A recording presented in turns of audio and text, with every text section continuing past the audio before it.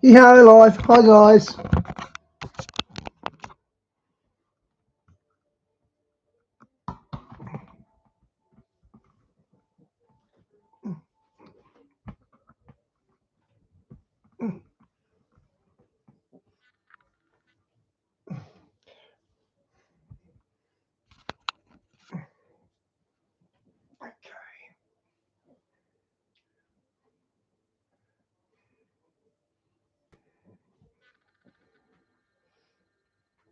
Say goodbye to expensive scratch repairs once and for all. This groundbreaking car spray will make your car look brand new without costing a fortune. It will remove scratches, swirl marks, and blemishes, giving your car a showroom shine in minutes. The auto industry is in a frenzy, and Hey detailers Diane, good to see you. keep up with its cutting-edge nano. Guest that's going to come on, and we're going to dig deep into this. He's going to give some revelatory nuggets on this. He's going to dig deep into this and give us some insight that perhaps we haven't discussed before. Also, Stargate, it's on the lips of everybody right now. Everybody's talking about this. This is the new groundwork, the new blueprint for this $500 billion infrastructure that's spearheaded by Donald J. Trump, our setting president, and three major AI empires. Our guest is going to elaborate on that tonight as well. And then everyone is talking about this era of the golden age. We've now entered the golden age. We're returning to the golden age. What does this really mean? What is the origin of this? We're also going to peel the layers on this, and we're going to show you a side to this that you're not going to definitely not hear on the mainstream media. So we got all this and more on today's podcast. Let's get after it.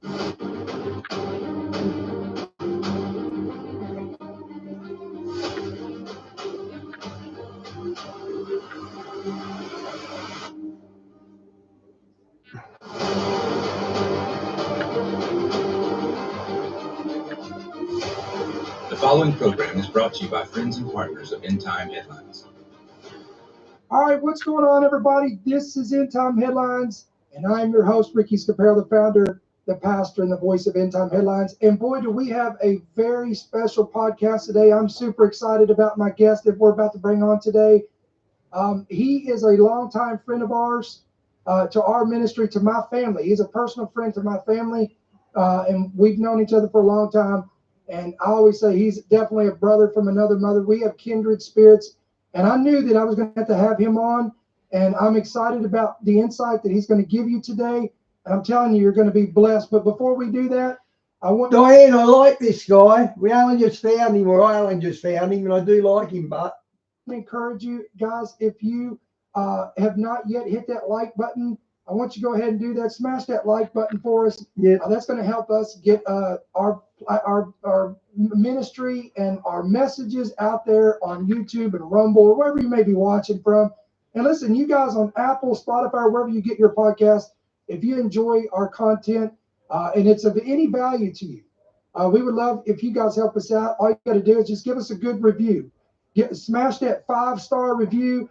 Just if you're blessed, just put out there a little memo, a note, whatever the case would be. And that's going to help everybody find our broadcast. I was blown away by how many people listen. See, he didn't ask for cash. He didn't ask for money at all. Good on him. Listen to us on Spotify and Apple. So we're very thankful for you guys, and we welcome you to the broadcast. Listen, if this is your first time joining us, maybe live in the YouTube chat or on Rumble in the comments, or maybe the rebroadcast of this. Whatever the case would be, we'd love to hear from you, where you guys are joining us from, and if you are new. And we have our admins there that's going to welcome you. I myself welcome you here, and all of us here at End Time Headlines, and we love you already, and we welcome you to the family and to the broadcast. We hope you stick around. So again, without further ado, guys, today I've got a very special guest, and I'm about to bring him on, and his name is none other than Jason Armstrong. So let's all give Jason a very big welcome to the broadcast. All right, brother, it's good to have you. It's been a while, man. I gotta get me some sound effects. It's been a while since we've been on here together. Hey, guys, good to see you, I'm always mate. honored to have you come on. as our guest. And this is different. It's a new season, and I'm excited. We're getting ready to, and I haven't announced this yet, guys, but we're going to make a big announcement today. And Jason has the honor to kind of break the ice here. Jason, again, welcome to the broadcast. Why don't you let everybody know who you are, and I'll get into how Jason and I met. I'll give you a little bit of a backdrop. It's a pretty cool story, to be honest with you. But I want him to introduce himself. He's from the South, isn't he, Diane? He's got a Southern accent. He's going to talk a little bit about his ministry, where you can find that and all that, and so on and so forth. Hey, Ricky. Again, thanks for having me on. As always, it's an honor to be on this platform with you and talk about the things of the Lord, for sure. Yeah, as far as finding anything about the ministry, it's called Remnant Fire Ministries. You can just go to remnantfire.com and be able to find everything there. We've developed an app called the Garden Equipping Center. And as you learn more about me and kind of the things I teach and get into, where I talk about returning back to the garden, in the kind of the head towards the new Eden, if you will, and what that looks like, and present the gospel from the Garden of Eden to the Garden of Gethsemane to the new garden coming. So that's why the garden. And in there you'll find a bunch of articles from early church fathers, ancient Near East mindset. You'll find a bunch of things that you can download, and kind of the goal there is to be scholarly in our approach to the scripture. Maybe you don't have formal Bible school or Bible college or whatever, but you want to be scholarly in your approach. That's the kind of the heartbeat behind the Garden app. So you can find it in all the different platforms. Just type in the Garden Equipping Center, or you can type in my name and be able to find it that way. But that's where I'm most active, is there. You won't find me a whole lot on social media. I like my cave. I like hiding out in the cave. But I know it's time to come out of the cave and start sounding alarm on some of these things. So I appreciate you having me on. Are you tired of sweating in your own home? Because The comments go on the laptop chat, but it takes a long time for it to load up on the tablet. Like Diane, you put my friend told me about. That's been up for about 2 minutes, and it hasn't showed up on my chat on my tablet yet. They are just did then. Sick of sweating through those long, hot summer days? Imagine cooling your entire room in less than 2 minutes without the sky-high energy bills. This game-changing device is already taking over home. Speaking of the cave, the way Jason and I met is it's a completely of God. But I'm gonna kind of take him down memory lane here for a second, kind of give a little bit of introduction. This was a really cool story. So years ago, I lived in Jeffersonville, Indiana. Most of you guys, our longtime partners, know that we were based out of Indiana for many years, and I pastored a church, a physical brick and mortar church. Some of y'all may not know that, but I did for about 2 years. But I felt like the Lord was calling us to leave Indiana and calling us to Cleveland, Tennessee. Well, lo and behold, that's where Jason was, and I didn't know this. Well, I didn't know this, but Jason had been following our ministry on Facebook for a while. I didn't even know this. And so we had planned on going to a conference that was being held at a facility out there in Cleveland, Tennessee called the T.L. Lowry Center. And there was a conference going on there that weekend. I put it on Facebook that my wife and our family was going to travel there, and we were excited about being part of this conference. Well, Jason messages me privately, or I think he commented on the Facebook page, hey, I'm going to be there.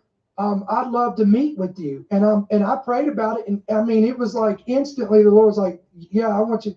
Hey, Shawnee, good to see you. Guys, I'm still stunned about Eric Trump's tweet about what they're going to do. I'm still stunned over that. Because of that, there's a really dark cloud hanging over America now. To do this. And so we did it. We drove down there and we met. And I'm not going to give you all the details of this, but we met at the T.L. Lowry Center. And man, it was like, it was just a kindred spirit. We hit it off as soon as we got in there. I'm telling you, And Jason, you remember this, the glory of the Lord was on this, man. We just started talking and the presence of God was powerful, and you laid hands on me and we prayed and we wept, and that was the day that God confirmed to Not much, Shawnee. I only just started a couple of minutes ago. us that we were to move to Cleveland. I start late when Mike from Around the World's on because he doesn't come on till 2:15 my time. So I do it a bit later. Tennessee, and the rest was history. We moved there and we stayed there for 3 years, and we were part of a ministry there based out of Cleveland, Tennessee, and God did great things, and we were a part of that. And then Jason and I ended up traveling. Jason and I traveled the road and did some evangelism and all parts of Columbia, Kentucky, and different parts of Georgia. And boy, we could literally spend an hour and tell some crazy stories about being on the road and being used by God. And so again, when I say, guys, that I am very honored to have Jason on as a brother in Christ, I really mean that from the bottom of my heart, because I know his spirit, and again, he's a word man too. And that's what you're going to love about Jason, is he's not just going to inform you, but he's going to give. Diane, but I was really stunned at the viciousness of it. It was really vicious. Revelation. And he's going to go deep, and so I'm so excited about this. So, all right, Jason, I'm getting ready to let you loose, man. Oh, they are Jesuits, Diane. There you go. You seen a Jesuit oath? So there is. I broke this down, and we talked about this, and there was 3 major, I guess, key point targeted conversations that I really wanted to discuss today, and I knew I wanted to have you on. And we'll start with this one, and we'll get deeper so we go on, because I know how this is going to go. Let's talk about, there was a new poll that was talked about. Now, we talked about this on our main podcast, but there was a new poll that was given. I thought civil planes not run by the military, I thought they weren't allowed to cross over DC skies. I thought they were kept right away from the White House and all that. Gallup poll does this, and then there's the Barna group does these polls. But this is interesting. The public trust in church leadership, and I would assume that's as a whole. That's talking about every denomination, whether it be Catholicism and Protestantism and Baptist, and we could go on and on. But public trust in church leadership is an all-time low. And Jason, I want to kind of pick your brain on this. What comes to your mind and your spirit? Like, is there something in your spirit that would, first of all, is this something that is shocking to you at all, or from what you've seen? I know you spend a lot more time in the cave per se, but I know that you're always seeing. Military helicopters are, but what's a civil plane doing there? I thought the civil I thought the civil authority planes weren't allowed to go anywhere near the White House or the Pentagon, come to think of it. Watching. I could be wrong. You've got ears to the ground. You've got eyes out there, and you see what's going on in the body of Christ. So I'd love to hear from you on what the Lord is showing you on this particular topic. Well, I would say part of the the lack of trust in there's a paradox. There's a lack of trust in leadership. At the same time, we're also misplacing trust, and we'll talk about that probably in a little bit. But right now, as you see, is the I was actually at the airport. I didn't know that. The Lord is cleaning house. And so the mistrust has to come because of the fruit, the fruit that's been displayed. And it says you will know them by their fruit, right? And the fruit, we've been so enamored by gifting, yet so turned off by fruit. And that when we see the disconnect between fruit and gifting, that's where the distrust ends up, because we as the body, we see a lot of gifted things, a lot of not just in charismatic movements, but the charisma of people, gifted speakers, gifted teachers, gifted orators, if you will. But and so they're functioning out of gifting, but the character and nature of Christ is completely, and when that gets discovered or uncovered, then we kind of have this escapism type thing that, hey, I love you for your gifting and how it makes me feel, and what I can benefit from that gifting, but I don't really want to investigate the fruit so much, because I'm afraid of what I might find there. And then once we start looking and start asking the Lord for true revival, authentic revival, and being real, true ministry is messy. I mean, there's a verse about the oxen in the stable, and there's much harvest there, but it's messy. Where the stable's clean, there's no oxen, and so that points to doing the work and being plowed. But the mistrust comes in, the disconnect between fruit and fruit that remains versus gifting that comes and goes, and that stuff when it gets uncovered, we realize, hey, what have I been attaching to? Where have I put my faith and trust, type of thing, and then I get disillusioned when the Lord starts cleaning house and things start getting exposed. So would you agree that a lot, I mean, we could go down the line. I think it's a collaboration, a culmination of things. It's not one thing. It's not a one time. I don't think most people will, choose to lose their trust in a shepherd per se, or a pastor over small things. But I think it's like you don't build a whole house with one brick, but it's the continuation of the building upon things. So you've got scandals in the body of Christ, and would you agree with this, Jason, that and I probably shouldn't even go here, but I'm going to go here because, listen, if you know us at End Time Headlines, we're not afraid to touch these controversial topics, but we've made merchandise off of scandals. A lot of YouTubers, a lot of influencers, they know that if they can get the next scandal out there as a point of topic, then they're going to get the views, because that stuff is what draws views. And if you get lots of views, you get lots of monetization.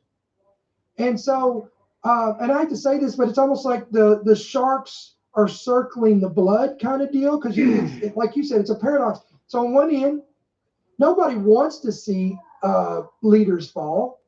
None of us, because these are leaders in the body of Christ, and we're all going to be susceptible to hurts and wounds. You talk to, if we brought in military personnel, what happens when they lose a commander? What happens when they lose a colonel? What happens when they lose a general or chief, or whatever the case may be?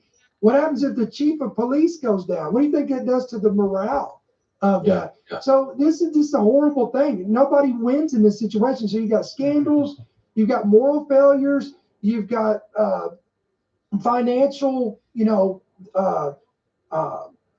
things going on that are nefarious in nature. And so, it's almost like every week something's coming out, things that are secret are being revealed. And I'm just going to say what Jason said. It's like God is coming through, especially in 2024, man. I know you agree with this, but it was like he took a big broom. He didn't take like a little broom and a dustpan. He took, like, you go to Walmart and that guy comes down the aisle and he's got that big old sweeper that you have to, you can't even go around this dude. You have to get out of the whole aisle because he's just going to just take you out. And it's like God just swept through the house. And unfortunately, there's collateral damage to this. Now, do you agree with this, Jason, that how many people do you know personally? And by the way, Jason lives in Tennessee. He's up in the Tennessee area. So if we got anybody in the house in Tennessee in the chat, come on, let us know. Type in TN in Tennessee, or Go Vols, whatever you want to do. Go Vols, come on. Yeah, Go Vols. But I'm sure you, at being in ministry, you have come across, you've experienced, and look, Jason and I both have experienced church hurt. Mm-hmm. How many people have you met personally that has been wounded or hurt by shepherds?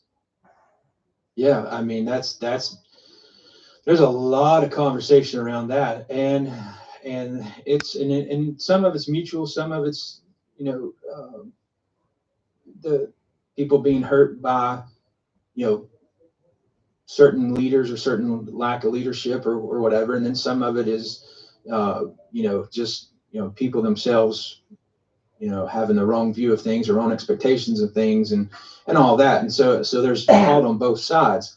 But yeah, that's definitely some American. I'll say it this way: American Western Christianity is at fault for most of this stuff, versus the true church, the true biblical model of church, that lives out the Beatitudes. It's not just, you know, if we would just do some of the things that the Bible actually tells us to do. Come on. A lot of this stuff, a lot of we do more of the things that ministry tells us to do, and not so much as what the scripture actually highlights. And that's where we get distrust. That's where we get off track. That's where we start going to the protocols of man versus what the actual scriptures say.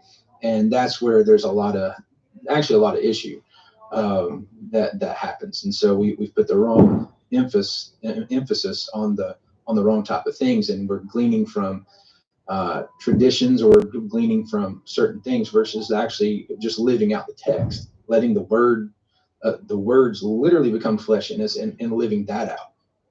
But yeah, as far as, you know, what I'll call it an American Christianity hurt as much as I would church hurt. But yeah, the leaders, you know, that's the other thing too. There's fault there, because leaders, when they are going through something, who are they going to share their stuff with? They're supposed to bear you one another's burden, right? Yeah. But the problem is with statuses, and statuses and reputations. When I start bearing a burden, or if I was a leader and I was going to try to bear a burden or something with someone, I'm fearful that they might take that information and use it against somebody to climb the ladder in ministry, or climb the ladder of American Christianity, or so they can one up or whatever. And so instead of actually fulfilling the law of Christ of bearing one another's burdens, we're using the scripture, we're using some of these things as ways to climb the corporate Christianity ladder, if you will, versus actually being a brother or sister in Christ. Look, this, and what he's saying here is so powerful, guys. It echoes what we've been saying, and we've said the same thing. Now, I know you've got some revelation you want to share in your heart, and so I want to go ahead and let you loose on this. Where are we in this season in the body? Diane, does Texas get many earthquakes usually? Christ, what are you seeing? And I want you to share with our audience what you share with me in private. And guys, this is so powerful, because I want you to hear this, and because he's going to give you a notable, he's going to give you a revelation on how to recognize, in my opinion, how to recognize the authentic from the counterfeit, and what has caused this, and this conundrum, if you so much for the transgender stuff with Trump, Di. would. And how do we fix it? How do we get out of that? So go ahead, Jason, open that gate up. Yeah, I'm going to speak to some of this about the leadership thing. Some verses that have been highlighted in the midst of this. You know, number one, the judgment begins at the house of God, right? And so the Lord's judgments on this side of things are redemptive in nature. So as things are being dealt with and stuff's being uncovered and all that, it's just stuff can actually be healed and be able to move forward. But we've got to be able to, you know, address the plank that's in our own eye as the body before we can address those in the others, you know. And I go back to Jeremiah, and especially in the prophetic movement that's out there in the you know, in the charismatic world. One thing that we've seen, and I talked to a little bit about this, and you hit it earlier about the merchandising. There is a way of Balaam that's out there, and that's trying to, you know, profit for profit type thing, and that's releasing words, because I know these buzzwords you know, will convert to clicks and likes, and eventually monetize the message.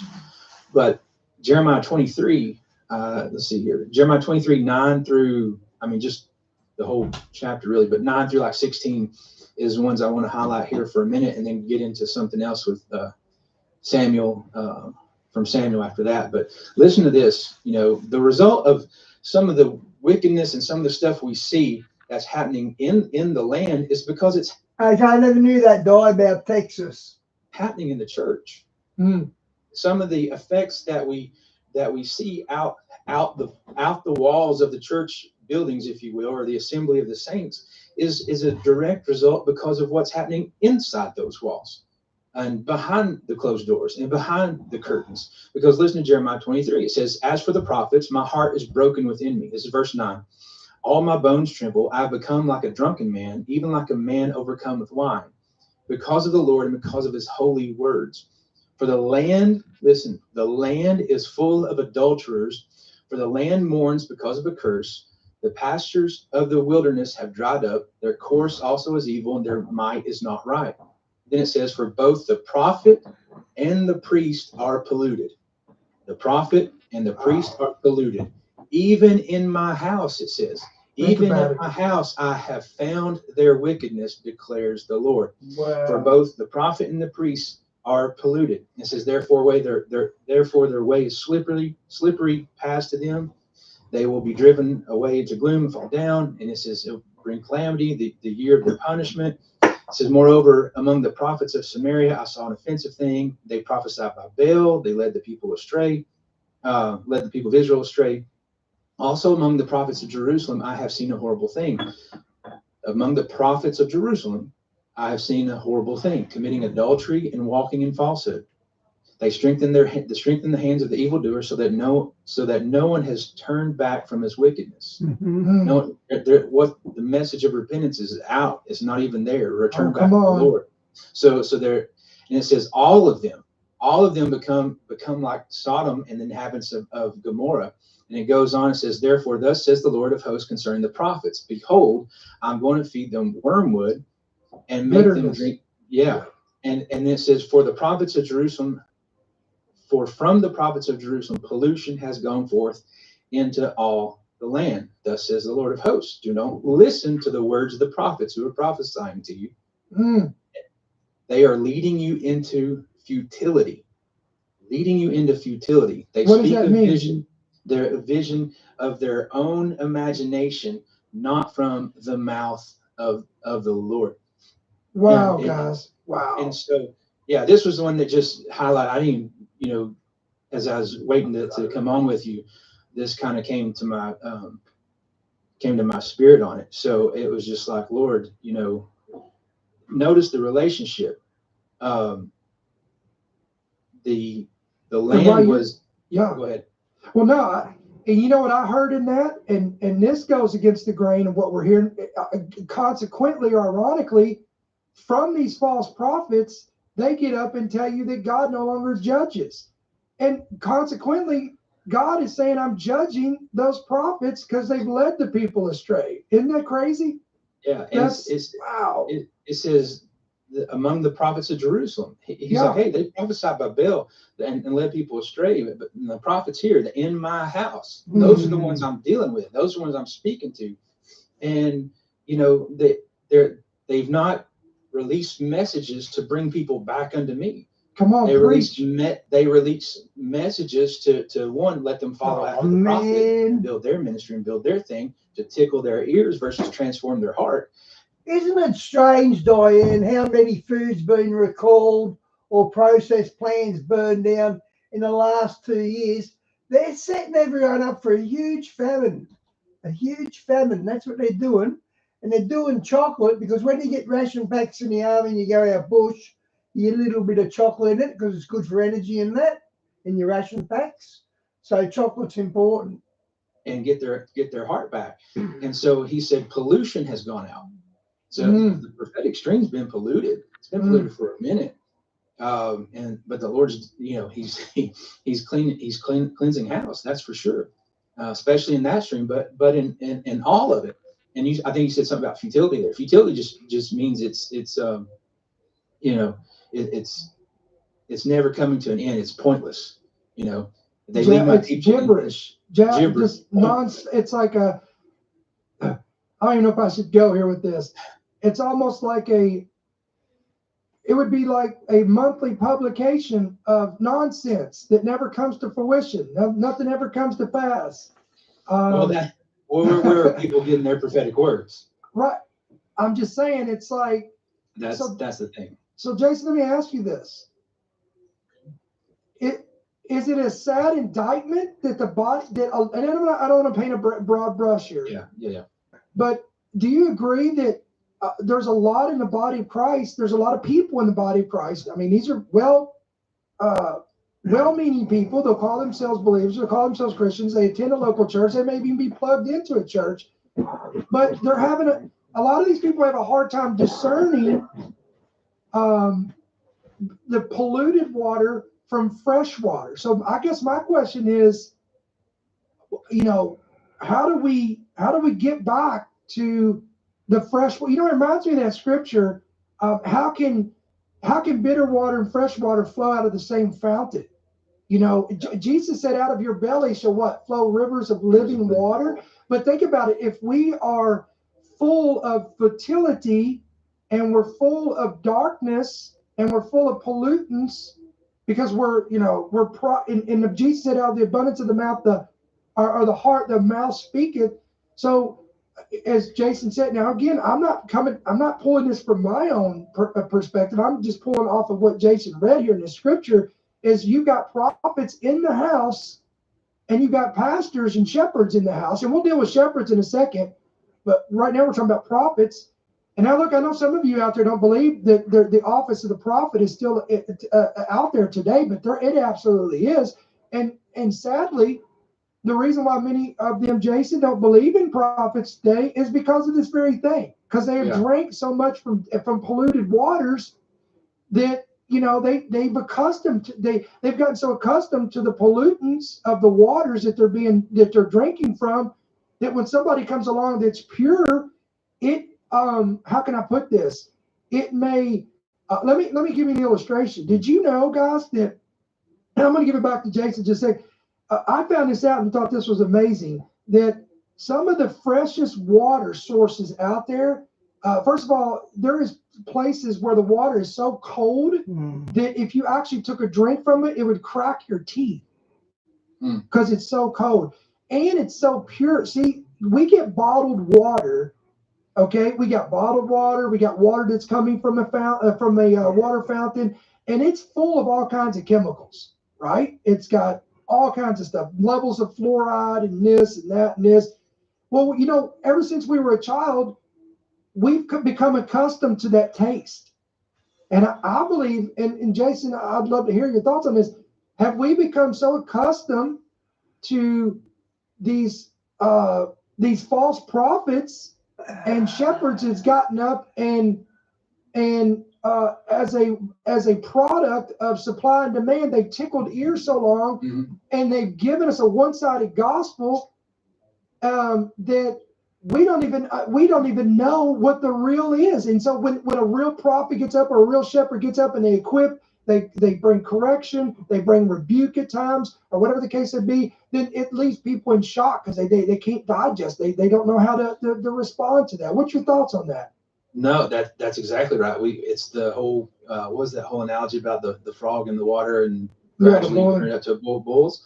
And that it's similar to that and same thing, but we've accustomed our ears, like you said, we love getting tickled. We love getting scratched. The itching ears. They have itching ears, and there's a lot of. I'm the opposite. I don't want itchy ears. Things that scratch our desires because we haven't crucified the flesh. Come on. The marks of a disciple, right? What did Jesus say? If you want to follow after me, you've got to what? Deny yourself, right? Yep. Deny yourself.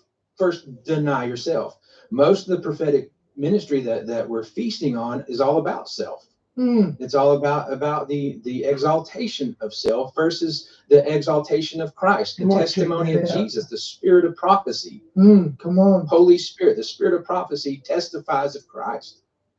And so instead of it being a testifying of the Christ and his work and all that stuff, it's about what's the latest word for me? What's me? And let's touch that desire. And so there's a measure of edification, exhortation, comfort, all that stuff that is there. But we need to be around. That goes back to not having a local assembly with a prophetic presbytery and some mature saints around to be able to judge and test the spirit to see if it be of God, versus I'm going to take that word, that's mine. I really like that word that prophet released on this page or that page or whatever, and I'm going to grab it and run with. Guys, I might go to redacted because it's fresh news. We can watch this any old time. Thanks for the links, Di.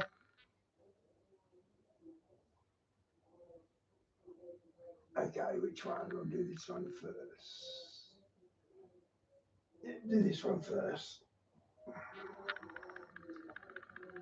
Rocky Mountains, this is Redacted. I'm Clayton Morris. I'm Natalie Morris. And on this show, we cover the stories the mainstream media largely ignores, although everyone is focused on what happened last night along the Potomac River with the crash of that American Airlines flight, that military Black Hawk helicopter. But a lot of questions that maybe the mainstream media is ignoring today. We're going to dive into all of that today on the show. Also, we're going to talk about the Senate confirmations of Kash Patel, RFK Jr., Tulsi Gabbard. These are the secret keepers who seem to not be worried about telling secrets to Congress. It's been crazy to watch, and we're going to see what will happen. What are we learning? What are the things that are out in the open that have been under the covers for a long time? Yeah, and some crazy hypocrisy from these guys like Dick Durbin and Adam Schiff and all of these clowns on Capitol Hill. So we're going to go through a bunch of the highlights today and get a sense of where things stand with these confirmations, as well as Whitney Webb is going to be here. We're going to be talking with her about somebody underneath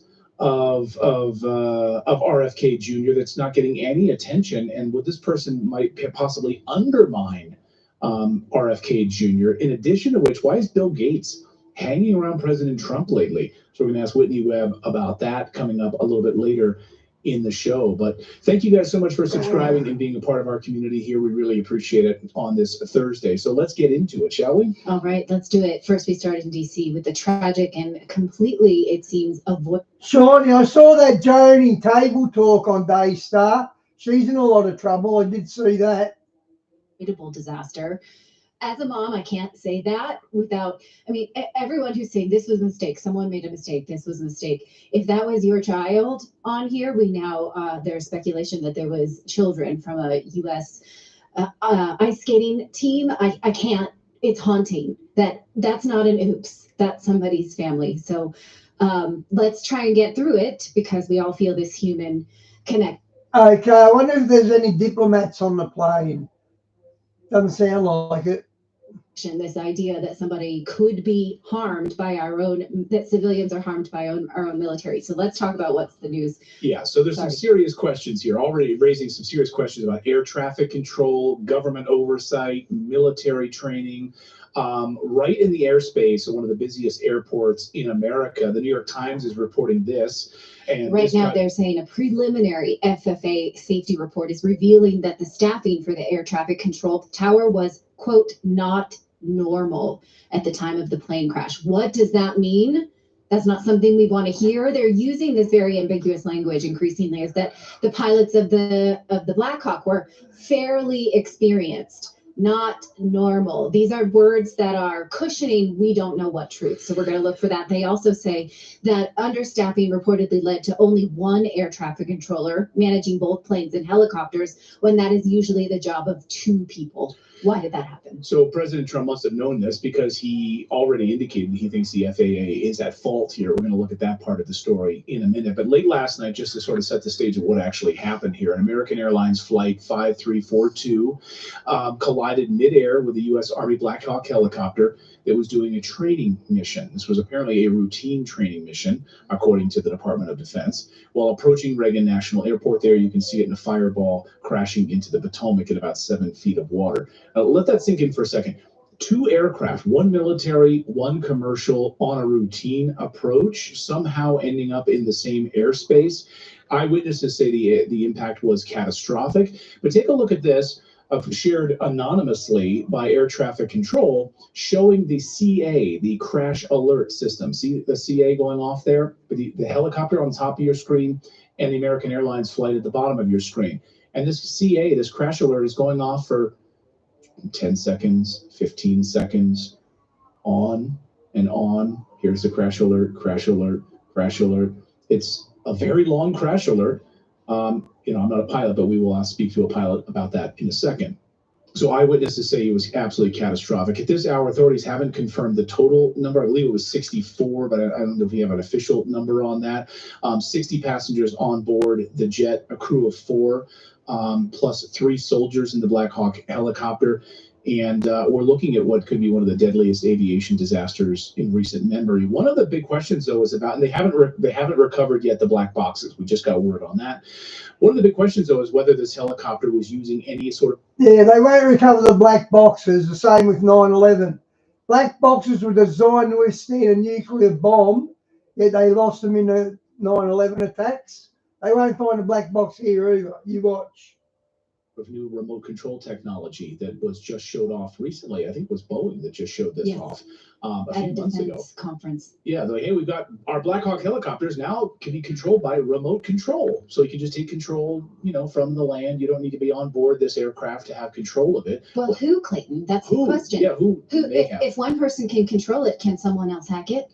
Well, that's all of these things, of course, can be hacked. We saw, you know, we specifically We covered here on the show, journalist Laura Logan had reported the cyber attack on the Francis Scott Key Bridge.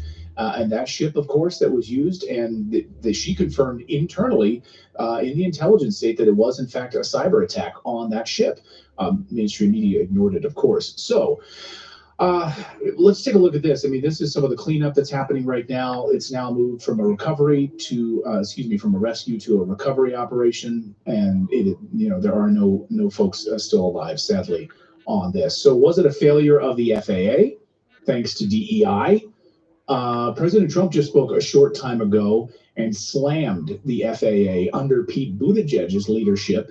And says he destroyed the FAA. And you can tell Trump is pissed. Listen. Have more to say about that. I do want to point out that various articles that appeared prior to my entering office, and here's one. The FAA's diversity push includes focus on hiring people with severe intellectual and psychiatric disabilities.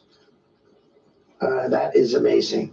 And then it says FAA says people with severe disabilities are most underrepresented segment of the workforce, and they want them in, and they can be air traffic controllers. I don't think so. The FAA is actively recruiting workers who suffer severe intellectual disabilities, psychiatric problems, and other mental and physical conditions under a diversity and inclusion hiring initiative spelled out on the agency's website. Can you imagine? These are people that are, I mean, actually their lives are shortened because of the stress that they have.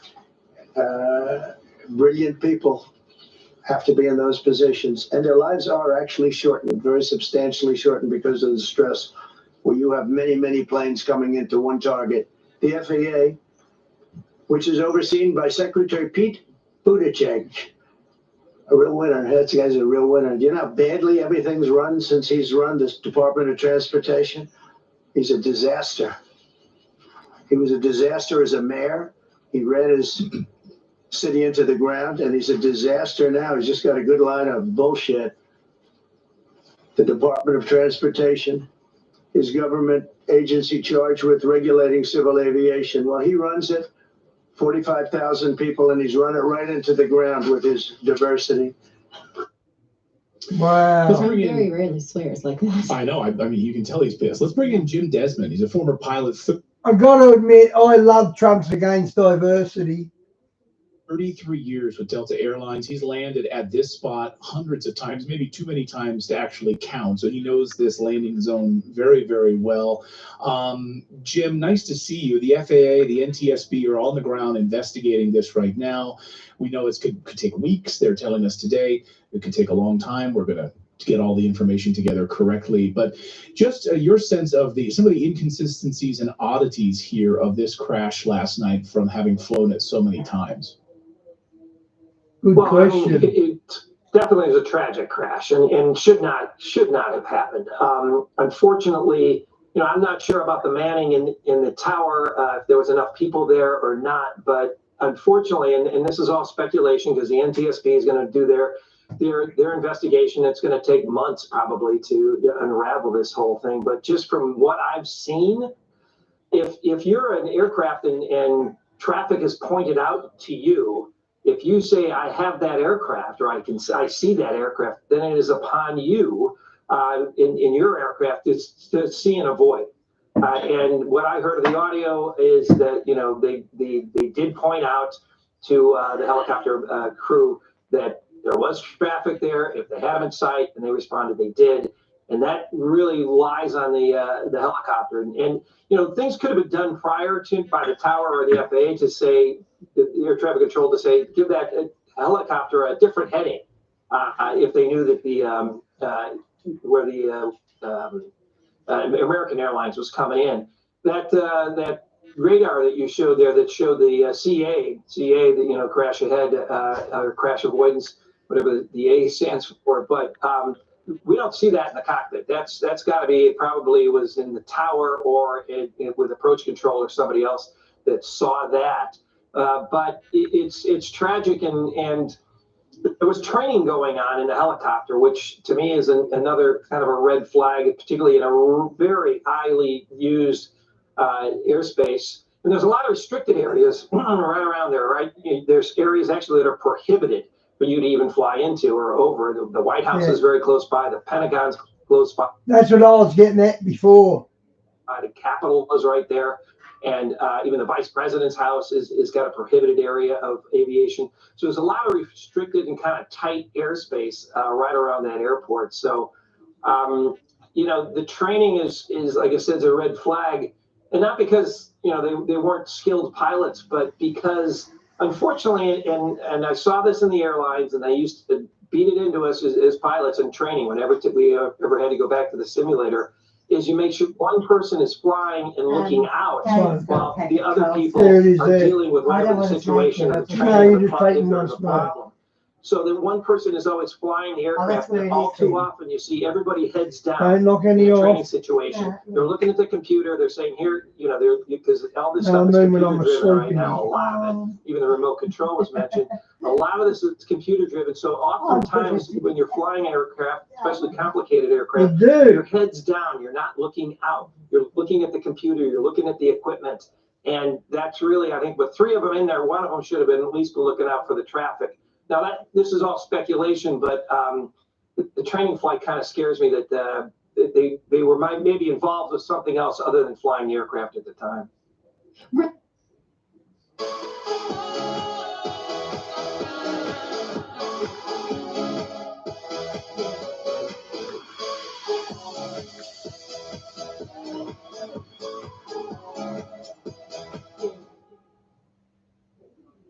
Life's great when you stay with us on the Central Coast. Encore by Mingara. The Subaru sale event is on, with a sporty all-wheel drive Subaru Impreza hatch now starting from $33,990 recommended drive-away price. It's you and Subaru for a world discovered. See you out there. With Aware Super's retirement income account, you can stop working and keep earning. Tax-free, with super advice and super returns. Aware Super helps you find... I'm here for my doctor's appointment.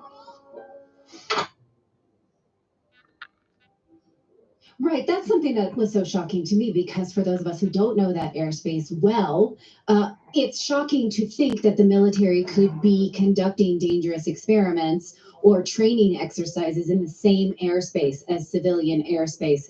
And so I thought, how often does this happen? But just today, coincidentally, I spoke to a stewardess, a flight attendant, who said we see them all the time when we fly into DC. We see these maneuvers, but they stay to their side of the river and we stay to ours. Is that your experience, that the river is forked? You can see it in the map. And so why do you think they might have been on the wrong side of the road, so to speak?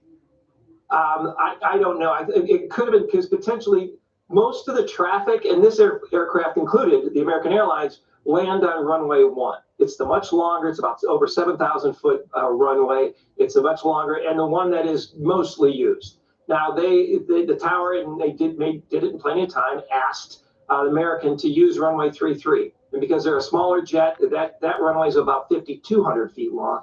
It's a smaller jet, it can handle that runway is adequate enough. So they took that runway. So maybe, the pilots are used to, the helicopter pilots are used to everybody landing on 1, not this extra maneuver that had to be done for the American to land on 3-3. So which meant they had to stay a little bit longer out over the Potomac than maybe the helicopter pilots were used to. But if you call it traffic in sight, you own it. You got to stay clear of it. And unfortunately, that's not what happened. We heard from the New York Times that they did confirm that there was there was only one person in the air traffic control tower. So the New York Times did confirm that. Of course, you heard President Trump's message about DEI and all of that. Of course, that's being thrown around today. Pete Hegseth, the new Secretary of Defense, came out and said that there was a mistake. We take responsibility for it. Which, when have you heard of politicians say that in many years? So people are throwing. He said nothing nefarious was at play here. So, do you think anything is troublesome to you? Any big questions, or was just simply a mistake? Well, let's ask the question this way: assuming everybody's telling the truth and everything's on the up and up, where are the possibilities for some bubbles like that? That what might be called a conspiracy theory could be true. Where would we leave space for that? I hate to speculate too far ahead of what's happened, I don't know if the conspiracy, absolutely the FAA needs more staffing and more manning. And unfortunately, the tower controllers or the people in the tower, they do minimum staffing sometimes, which may be at that time of night, because it was, later at night, and it may be that one person is adequate. However, 2 would be ideal and 3 even better. So I do know that even in flying that I still do locally, sometimes tower controllers will tell you, no practice landings, no practice approaches here. We just don't have the staffing on hand. And so this has been prevalent, for the last 4 years at least, of not having enough people, trained in air traffic control in that capacity. And so as far as the DEI portion, I'm not really sure where that was going. And maybe some of those people that have higher disabilities, maybe they weren't in the control towers, but maybe they were working in other capacities. But I know it's very stressful to, for air traffic controllers, but they probably were at minimum staffing. We'll find out, because I think I did hear there was more than one voice in the audio from air traffic control. From just what I heard, it sounded like there was a female and a male voice. But I'm not really sure who if those were from aircraft or that was actually from the tower. Unbelievable, isn't it, Di? The broccoli now. It's unbelievable. We'll get you here on this, Jim. I have another question. Sure. Is it true that those planes fly from the right, that the pilot is on the right of that aircraft, and so maybe they can't see as well around the left? It's both. It depends on, this is how it normally goes. If you're flying a trip, if I'm on a trip and our first leg is LA to Atlanta, for Delta, and then the next leg is Atlanta to New York. So I would fly the first leg, the captain in the left seat would fly the first leg, and then the co-pilot operates the radios. Then the next leg, it swaps off. The co-pilot's actually the pilot at that point in time, and then I'm working the radios. And so you swap off. So there is no real, left or right position that's better or worse. Both pilots are capable of flying the aircraft, and so we stay current and proficient. Often we just trade every other leg that we do on a 3 or 4 day trip. Goes back and forth between the 2 pilots. So there really isn't. I'm not sure who was flying the aircraft at the time, but that's not an issue.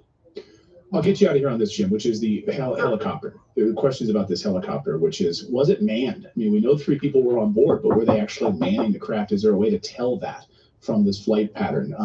And when the American Airlines says, helicopter, change course immediately, the Black Hawk helicopter should be able to maneuver incredibly fast, right? Well, yeah, that's usually the slower moving aircraft at the time, and that's who usually should get. And air traffic control, it said, there's traffic right here. So the acknowledgement of the traffic, like I said, is on whoever says they see each other. Whoever sees each other first has that responsibility. So there could have been, I guess, some sort of because it looked like that collision path was prevalent for a long period of time. It wasn't just like somebody made a last minute turn. That the helicopter should have been told, hey, stay to the the west side of the river and or stay further away. Probably should have been given a heading to avoid that traffic. But when they say they see it visually, they own it. So unfortunately, with that collision alert, the controllers probably should have seen that and then did something, or told American to go around, or some other type of maneuver to avoid the collision. Unfortunately, that didn't happen.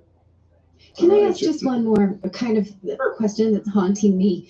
Do you think that they suffered? Do you think that it was instant? It looks like it was an instant explosion and maybe the passengers didn't know.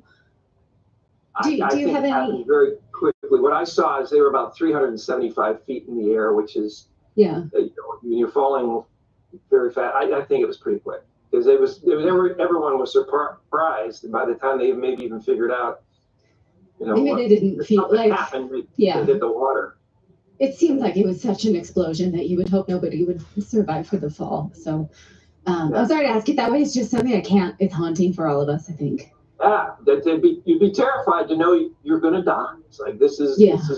So hopefully it was quick and they didn't have, unfortunately, they didn't have far to fall and hitting that water is like hitting concrete. So it's not, hopefully a quick death. Okay. Thank you for that expertise very much. Thanks for having me. Jim Desmond is 33-year veteran pilot with Delta Airlines and flew that route hundreds of times. Jim, thank you so much. We appreciate you jumping in today. Excellent. Take care. Thank you. All right, we've got a lot more news to get to here on your Thursday. We are going to look at the confirmation hearings right now in the Senate. Kash Patel being grilled by senators over what he plans to do with the deep state January 6th, on and on there. We're going to get there in a second. Plus, RFK, second day of grilling on Capitol Hill. And then Tulsi Gabbard also going toe-to-toe with the senators as well today. So all of that we're going to get to. But first, we want to remind you that Redacted is brought to you by Home Title Lock, because you think you own your home, but did you know that somebody else could be on title? Because this is a well-known scam. And in fact, I like Justin Peters, Diane.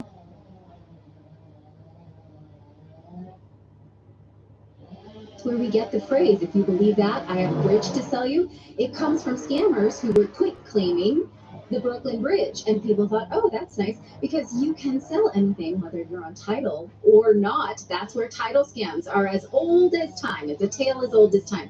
How can you protect yourself from that? Well, you can become a member of Home Title Lock. It's the best way to protect your equity so that no one accidentally sells your house or does anything else that's nefarious. You don't want any ne'er-do-wells on title with you, right? So they have an exclusive $1 million triple lock protection. This is a service that offers 24/7 monitoring, urgent alerts, and should fraud occur, their US-based restoration team will spend up to $1 million to fix the fraud and take those bad guys off your title. So when's the last time you got a title check? Probably when you bought the house. That's what you pay for a title when someone runs title, but you should be checking this regularly. So right now, when you use our code redacted at HometitleLock.com, you'll get 30 days of free protection plus a free title hit.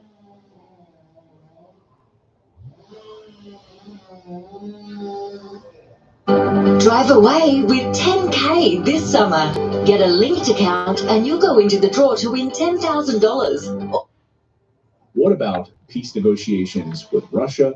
What about those 2,000-pound bombs that President Trump allowed to flow to Benjamin Netanyahu? He even sent him a congratulatory video message about that. So much to cover, and rebuilding the Pentagon. One person we'll ask is Colonel Douglas Macgregor, who served under President Trump and actually was an advisor to President Trump at the Pentagon during the first Trump administration. And he's been an outspoken, I would say realist, not a critic, but a realist about the current state of the Pentagon and what's going on in the United States. So prepare, baby, to have your narrative broken. Colonel Macgregor joins us now. I guess it's safe to say you might upset some people because, people have like sort of a set narrative about things. And when you come in with facts, it sort of upsets some people. Colonel, good to see you. Yeah, good to be with you. Let's go to the southern border. So we saw, large show of force. We see on television, helicopters landing, U.S. Marines at one particular area. We're seeing thousands of illegal immigrants being rounded up. But something you brought up many, many months ago, when President Trump announced that there would be a massive deportation effort, you said, how is it going to happen? How is the U.S. military going to work to make this happen? That was one of the big questions you had back then. Do you have that same question now? Oh, absolutely. I think what we're witnessing are attempts to score, quote unquote, short-term wins for the administration politically by seeming to do things that were promised to be done. And as you point out, there are narratives and then there are facts. So let's look at the southern border. Historically, whenever we've had problems on the southern border, the United States Army has been tasked with the responsibility to secure it and then run any deportation operations that were required. The last time we went through this was under Dwight Eisenhower. A major general from the Army was appointed in charge of both federal and state forces to round up and deport illegal aliens and secure the border. It was done. From 1846 to 1948, the United States Army was on the southern border. That's what they did. All these cavalry regiments and all these interesting romantic films with John Wayne made by John Ford, they're all on the southern border because that's where we committed the bulk of our mobile forces to deal with this wave of corruption that continues to wash over our border into the United States. Now, I'm very happy to see the Marines being employed in that way, particularly because right now the Marines don't have a mission. We have no amphibious requirements whatsoever in any kind of future war scenario. The Marine Corps has a lot of manpower, 180,000. So putting the Marines on the border is fine. If you're going to add some soldiers to it, that's fine. But where is the plan? There is no coherent strategy. Who is in charge? Who is in command? Is it the former Border Patrolman Tom Homan sitting in the White House, who comes out periodically to announce apprehensions of illegals and other good things happening in support of President Trump? I see no plan. I see no coherent strategy. We need that desperately because when you close down that border, at some point, if we do it, and I certainly hope we do, we're going to have a hell of a time with the drug cartels because you're cutting off billions in revenue. And the drug cartels will be at war with us. Technically, I would argue we've been at war with them for years, only it will become much worse than anything we've seen recently. And yesterday, we had an incident involving firing from Mexico into Texas. And that's the tip of the proverbial iceberg. We don't seem to understand that drug cartels are extremely well armed with all the implements of warfare. So my point is this. President Trump, thank God you're there. We're so happy. Now give us the plan. What's the chain of command look like? What are the rules of engagement? How are we going to do this? Right now, none of those questions have been answered, and there is no coherent approach. We desperately need that. Having a general in charge, being able to marshal a large aircraft for deportations, in the same way that we strategize a war effort into Iraq or other areas, who do you think is in charge? Is it the border czar Tom Homan, or is it the Pentagon? No, I don't think the Pentagon is in charge of anything at this point. And remember, you're dealing with senior officers who regard border duty as the worst possible outcome. They don't see their respective services and the service bureaucracies benefiting from mission on the border. Even though that's vital, it represents an existential issue for us. They don't see it that way. That doesn't buy big ticket items. That's not how you justify exotic new weaponry. I don't care about that. Neither should President Trump. We should get new people in charge as soon as possible. And you've got to be realistic about how you do these things. Turn this over to the Department of the Army. That's their job. It's written in their mission. They're supposed to defend the continental United States. We could absolutely include Marine ground forces in that. The Marines are effectively part of the larger ground force. There's no mission for them at sea these days to do anything of importance. So that's fine. But let's get it straight. We are at war with the cartels. Let's act as though we are at war, because we are. And prepare for what's going to happen inside our country when these deportations finally get off the ground. When you start moving large numbers of people, the cartels are going to fight us inside our country. They're losing money. They're losing their mules. They're losing their networks. What do you think they're going to do? Stand by and do nothing? They're going to fight back. So let's treat this as a wartime mission right now. Get ourselves organized on that border. Get ourselves organized for what we need to do internally. Let's have a plan. Are we going to attack this across the nation, coast to coast, all at once? I don't think so. We're probably going to move through different phases. How are we going to phase the operation? There is a difference between people that broke the law to come into the country and have stayed here in the hopes of making money or improving themselves, and criminals that came into the country to commit more crimes. We understand that. Have we made provisions for it? Do we tell everyone who's here illegally they have 120 days to get out? And if they get out voluntarily, they can take with them whatever they've made, whatever they own, and they can register with us on the way out, and we know who they are. And if we can open this up to wider immigration in the future, they can be readmitted. Do we want to do something like that? Do we at the same time say, if you are not out of here in 120 days, we're coming after you. We will confiscate all of your property. You will be treated as a criminal, and you will be jailed or I'm with the second option. Worse as a result. In other words, where are the teeth in all of this? Announcing that we rounded up some Venezuelan gang members is wonderful. That's just a one-off. What's the larger strategy, the larger plan? Let's focus the American people on that. Let's focus the armed forces, particularly the Army, and happy to have the Marines involved in this as well. But where's the chain of command? Who's directing all of this? I don't think that Tom Homan, as the border czar, can run this thing. Hey, whoa! We're in the back, brother. Lunchtime, buddy. Easy among us, boss. Thanks, mate.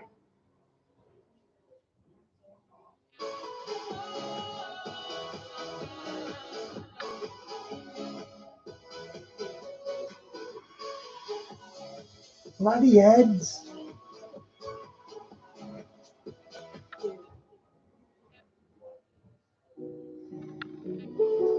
What if your card offered you benefits?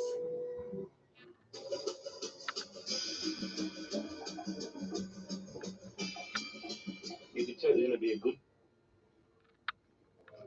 You brought up a great point about the military-industrial complex and getting their new fancy weapons. And we talked about this on the show earlier this week, which is, you have these neocons who desperately want to continue the massive amount of money that's being funneled to these different defense contractors. And by having our focus internally on the United States, it's not shiny. It's not good for them. We need these wars around the world. We need the Middle East. We need Ukraine. We need Libya. We need Syria. We need Africa. And by bringing 20,000 troops back home from Europe and putting them in the United States, it's not as exciting for the military-industrial complex. And so you have these people. Are you worried at all about the neocons, the people that are swarming around President Trump, pushing him in different directions on this? Well, I think it's pretty clear that most of the people that currently surround the president certainly are not aligned with the views that he expressed in his run-up to the election or the views that he has expressed previously. He seems to be very bellicose right now. We're talking about things like Greenland. Here's a blinding flash of the obvious. Ever since the end of the Second World War, everything that happens militarily in the Arctic, in other words, towards the North Pole, whether it's Canada, the United States, Greenland, guess what? We control it. There's nothing going to happen in Greenland that we don't want to happen there. The Danes are NATO members. We've never had problems with the Danes. We have a base in Greenland. We can come to all sorts of arrangements. There's no requirement for bellicose rhetoric or threats from anybody to do anything in the Arctic that is in the interest of the United States, Canada, Greenland, Norway, and so forth. So I don't know why everybody is so focused on that at this point. The same thing is true down in Panama. People are saying, well, the Chinese are taking over. No, the Chinese have contracts to repair infrastructure at each end of the canal. Why do the Chinese have contracts to repair infrastructure at these ports? Because our firms decline to do the work. If you don't want the Chinese there to do the work, then buy out the Chinese contracts. The Chinese will eagerly leave, go elsewhere. We can take over the contracts and we can report or repair those ports. We've got to get back to reality. You know, there is no threat to us and our national security from Panama other than illegal immigration. That's a different matter entirely. And we have failed miserably to deal with that. In fact, the last administration did everything it possibly could to enhance it and expand it to do as much damage as possible before they were finally thrown out of office. That's another issue. But we're focused on all sorts of things that don't make any sense, and that's true overseas. The Trump administration thus far has not produced anything that makes any sense in connection with Ukraine. The only thing we've heard from the president that does make sense is that he has theoretically said, I'm suspending all military aid to Ukraine. Perhaps he meant all aid of all kinds, but at least military aid. The problem is that doesn't seem to be happening yet. And one of the problems that President Trump had during his first term was failure inside the White House to follow up to ensure that the president's orders and directives were obeyed. I'm hearing that they're not being obeyed. In fact, we just flew something in the neighborhood of 90 Patriot missiles from Israel to Ukraine. Now, these were missiles that the Israelis were about to dismantle and dispose of because they were old. Somebody decided, well, let's ship them to Ukraine. Does President Trump know about that? That these missiles were sent to Ukraine? I doubt it. Did anybody consult him? Did anybody ask for permission? And remember that all of the aid, for all intents and purposes, is fundamentally illegal because Congress has never voted for any of it. All of this presidential action under Biden was illegal, unconstitutional. He simply made decisions and shipped the aid. So where is President Trump on all these things? I'm not sure I know. I don't know where he is. But the second part, and this is very important, the war against Ukraine is over. Oh, they're still killing Ukrainians. Of course, there are still pockets of Ukrainians here or there in eastern Ukraine, but they're dying in great numbers. Now they're surrendering again in great numbers. But the point is, what is our role in all of this? What makes us think that we can walk into a discussion between Russia and Kiev and dictate anything?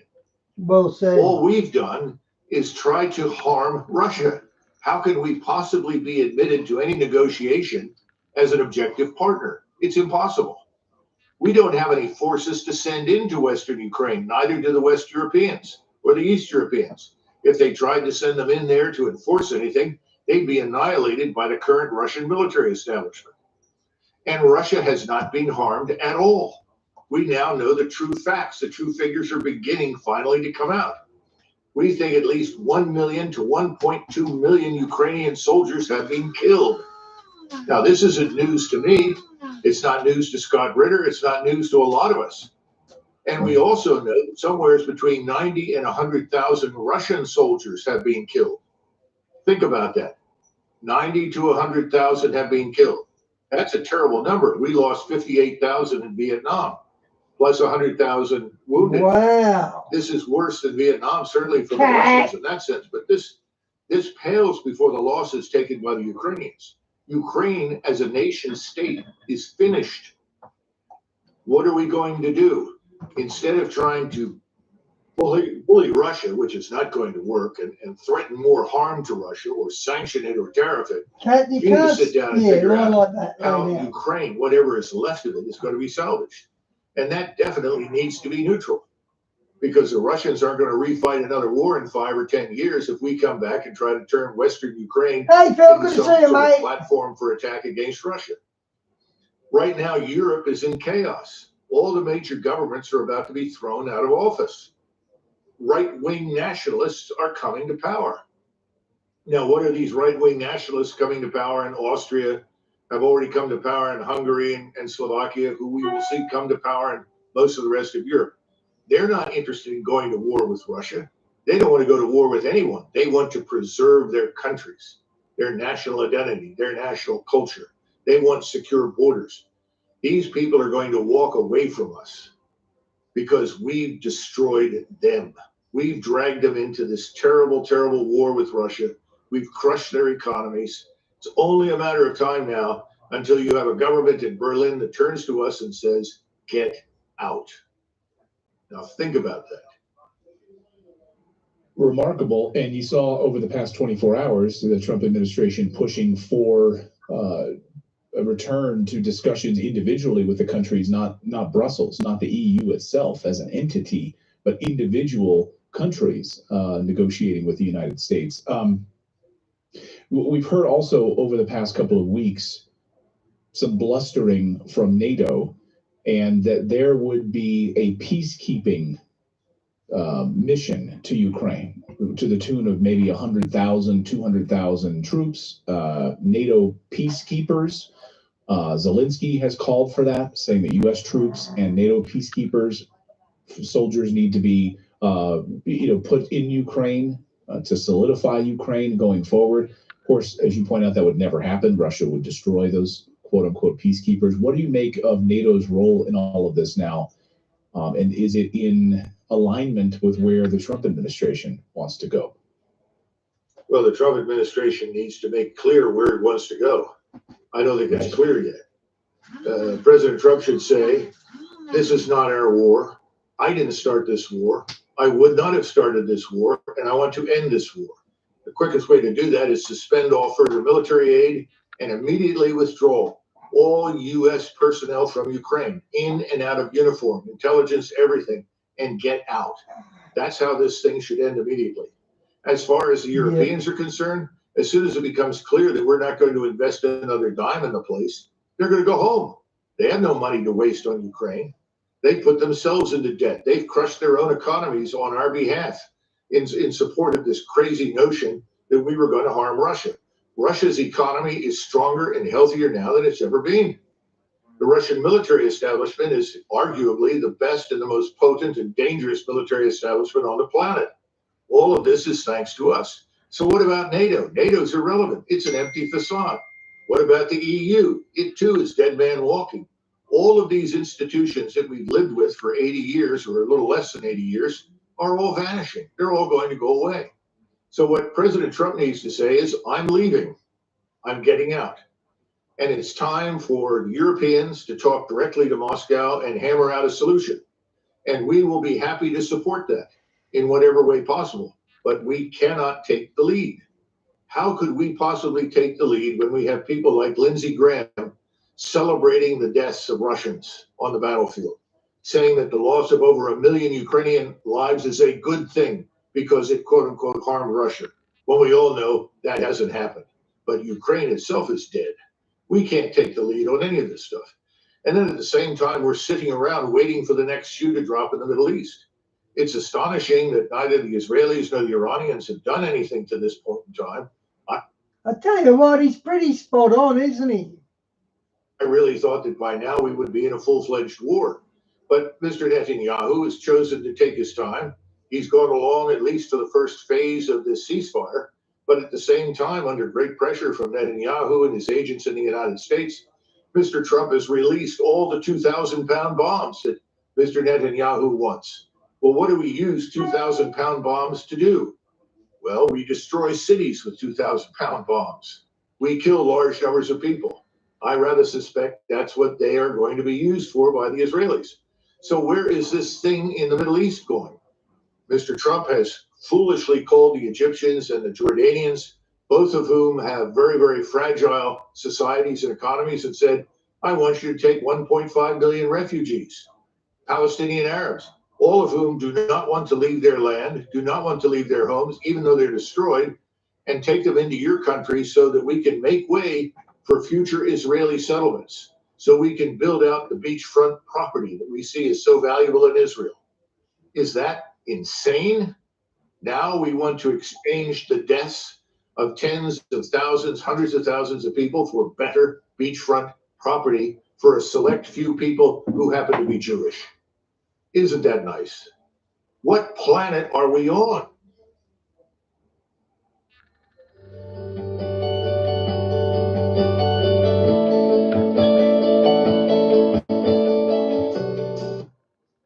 As a new dad, it's hard to find time to talk to a health practitioner these days.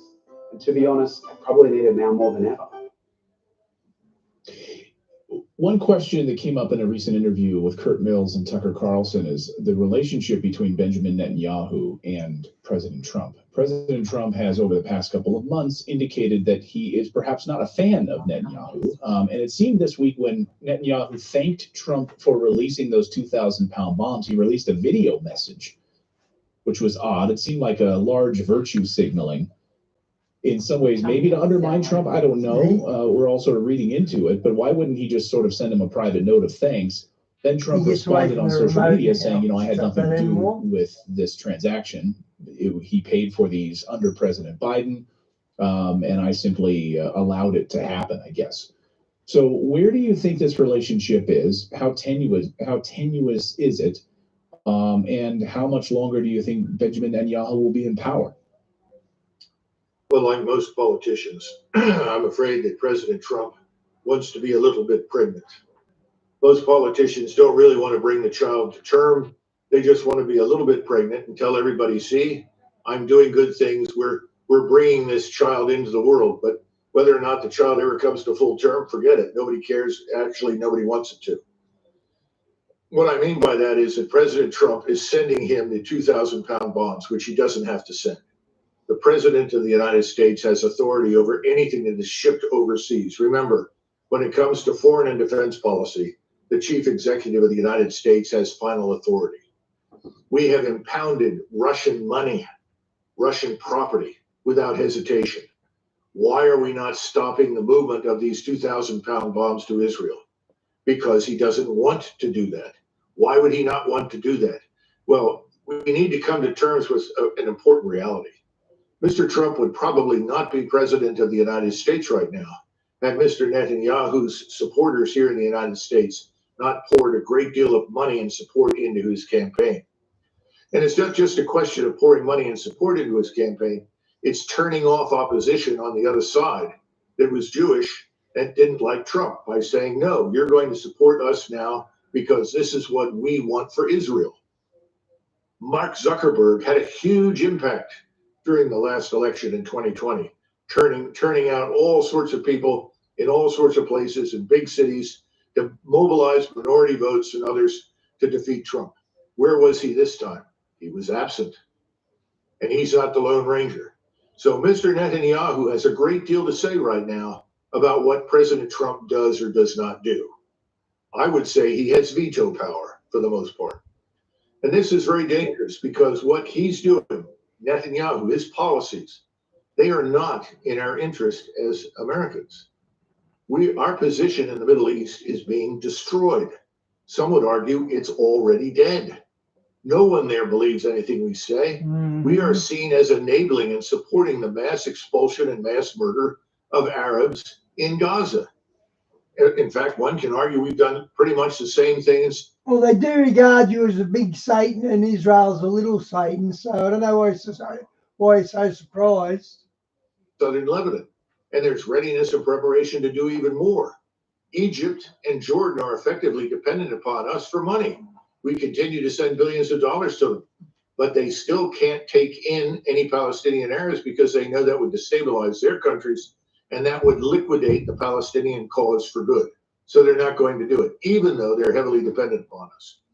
It's time for us to wake up. How far do we want to go? How far are we going to bankroll and support this greater Israel project? And now Mr. Witkoff, who is the gentleman chosen by President Trump to be the lead on the Middle East in policy, has suggested sending all of these Palestinians to Indonesia. Well, that's a brilliant statement. This is a man representing the United States government, representing the State Department. I don't know of any discussions with Indonesia about that, nor do I see any probability of that happening. Why is he saying that? Again, I go back to my comments on the border. Who is in charge? Is Trump in charge? Does he know what's really happening? He's made a lot of statements recently that would suggest he has no idea of the damage we've done Yeah. in the Middle East. We haven't even talked about He's hit the nail on the head, hasn't he, Vast? the Kurds and their position vis-a-vis the Turks. We haven't touched on a whole range of things. And again, we haven't talked again about the Chinese hype threat nonsense about Taiwan. The truth is, it doesn't make any difference to us who governs Taiwan. If the Japanese want it, they can have it. If the Chinese want to invade it, they can have it. It's not our affair. We are not interested in defending the place. President Trump knows that. Well, let's be a little more straightforward and start making it clear what we will or will not do. And he needs to start right away in the Middle East. How much further does he want to go? Does he really want to risk an all-out war with Iran that's definitely going to bring in Russia and could conceivably at some point also bring in the Turks? Are we going to fight the whole Islamic world? That certainly seems to be the long-term strategic goal of Mr. Netanyahu, that we should. But is that what Mr. Trump wants? I would love to ask him. I would love to sit down and ask him these questions. We are trying to. All right, by the way, I'll get you out of here on this, Colonel. Is there anyone around President Trump right now militarily who you trust, who you say, I'm glad that person is there? Because everything you just laid out here, anyone who is on the same wavelength as what you just laid out here, who has Trump's ear? Well, first of all, the people that he's put on the agenda for the Pentagon, in other words, in the Department of Defense, people in the Office of Secretary of Defense, I don't know them all personally. I know some of them. Some of them have had what I would call Damascus conversions. They've spent years beating the drums for war with China and are now backing down from that stupid idea. Many of them are saying, you know, we don't want to be at war with Russia now. We need to rethink that.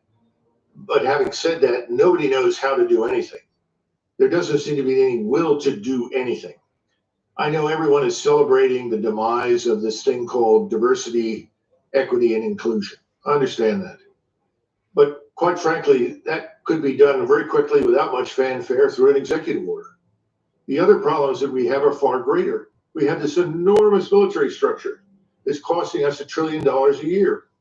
We can't afford it. You know, we have a fiscal crisis, we have a financial crisis, and we're looking at a very weak economy. You know, what are we going to do about that? Where are we going to cut spending? No one ever talks about it. But just keep in mind that the largest portion of discretionary spending in the budget is the Department of Defense. And I can guarantee you that before we cut Medicare, Medicaid, or Social Security, we will go after defense. We have to. So what are we going to do? Where do we cut? How do we do it? Is this going to be a stampede under pressure when the stock market crashes? And it will. And the interest rates that we can no longer control continue to rise. I mean, just stop and think. We have, on the one hand, Powell, who is trying to suppress interest rates. And on the other hand, the 10-year Treasury bond continues to climb, approaching 5%. That 5% ceiling is as much psychological as fiscal. When you hit that 5%, all bets off. We can't service the debt anymore without going under. So when do we deal with these things? Politicians tend to deal with these things when they have no choice. Right. That's a bad approach. That's a bad strategy. President Trump won the election. He has a lot of credibility and clout right now. He needs to deal with these things. And the first thing he needs to do to cut spending is to get all these forces out of Europe. He started that with 20,000 from Germany. That's the tip of the proverbial iceberg. We have a vast surface fleet in the United States Navy. Those things are largely target arrays today on the modern ocean. Surface fleets, as we've seen them since 1915, are probably obsolete. We can't protect them anymore. Precision-guided munitions, precision strike from the air, from the sky, from the seas. It's too dangerous, too lethal. We can make a lot of very important changes, but we've got to change our strategy. Strategy is everything. Right now, our strategy is still to be everywhere all the time for everyone. We can't afford it. It's got to go away. We've got to defend the Western Hemisphere. And we have to defend our country, our continental United States, the heart of our nation. That is what the border is about. It's not just the border. It's about the survival of our country in every sense. and we have to come home to defend it. We got to get out of this business of cultivating conflict, looking for places to intervene, looking for wars to start. Unfortunately, those people are still around President Trump. And they will always say to President Trump, well, listen, boss, you don't want to say that or do that. You'll look weak. You'll look weak. That's what people told Nixon in 1969 after he became president. Oh, you can't just leave Vietnam. We'll look weak. We know now, because we got into the NKVD archives, that the Soviets at the time thought we were nuts to be in Vietnam to begin with and couldn't understand why we were still there after Nixon was elected. So instead, we stayed for a few more years. We took terrible casualties. And ultimately, Nixon became responsible for the Vietnam War when he had nothing to do with it. It was LBJ who did it. Well, this is going to happen to Donald Trump. If he doesn't fish or cut bait, and in my judgment, he needs to cut bait, he needs to cut the losses, put an end to the nonsense in Eastern Europe, get the forces out of Europe. The Russians are not invading Western Europe. They don't want to invade Western Europe. They've got their own problems. They want to do business.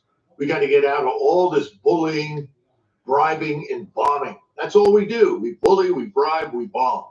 That's not the answer. We need real diplomacy and some useful From afar, it looks like you do exactly that, guys. strategic thinking. And that means America first. Not Ukraine first, not Israel first, America first. Has anyone from the Trump administration reached out to you to become part of the Trump administration this time? No. Would you? Head over to cleverrange.com.au and find the perfect homeware products for you. There's nothing more important to us than our kids' future. So we did something simple to protect our family financially. He hasn't terminated the aid, but I think President Trump has directed that all military aid halt while there is a complete audit and investigation. This is to look into the complete disappearance of vast stores of equipment and money. So I think rather than trying to terminate it outright, he's simply stopped it. So that at this point, in all of the various storage areas left in Poland, Lithuania, Romania, up and down the borders, nothing is moving across the border into Ukraine for the time being. And that's not necessarily linked to the 90-day freeze of foreign aid. That could last much longer as they try to investigate this disaster. Colonel, how long can Ukraine last if U.S. armaments and munitions and cash, and you didn't Okay, it's 2 days old, guys. mention cash, so don't let me put words in your mouth, Yeah. have stopped flowing? Well, I don't know about the cash, and you're right. That's a big issue because that helps to sustain the graft and corruption that keeps the Ukrainian government operating, and for that matter, the Ukrainian army. Right. There's also some evidence, and I'm not sure where it came from. It was just reported to me, and I've asked some people to track it down, that Zelensky and Putin are supposedly prepared to talk to each other. Perhaps that, too, has something to do with pressure from President Trump on President Zelensky. I think what we're witnessing right now, frankly, is that President Trump, instead of making a frontal attack on the sacred cow of Ukrainian aid, is finding a way to make a flank attack, find a way to stop it, disrupt it, and halt it in favor of audit and investigation without outright stopping it. That probably will avoid an immediate confrontation with the Hill. And he's fired all of the key people involved in Ukraine military aid in the Department of Defense, which is another good move. Now, where they're headed, what's going to be done with them, that's another matter. I have no idea. But I think he's creeping forward to the point that you and I have discussed in the past, which is step number one before you do anything else is to stop the aid. You want the killing to stop the aid. And I think he's doing it.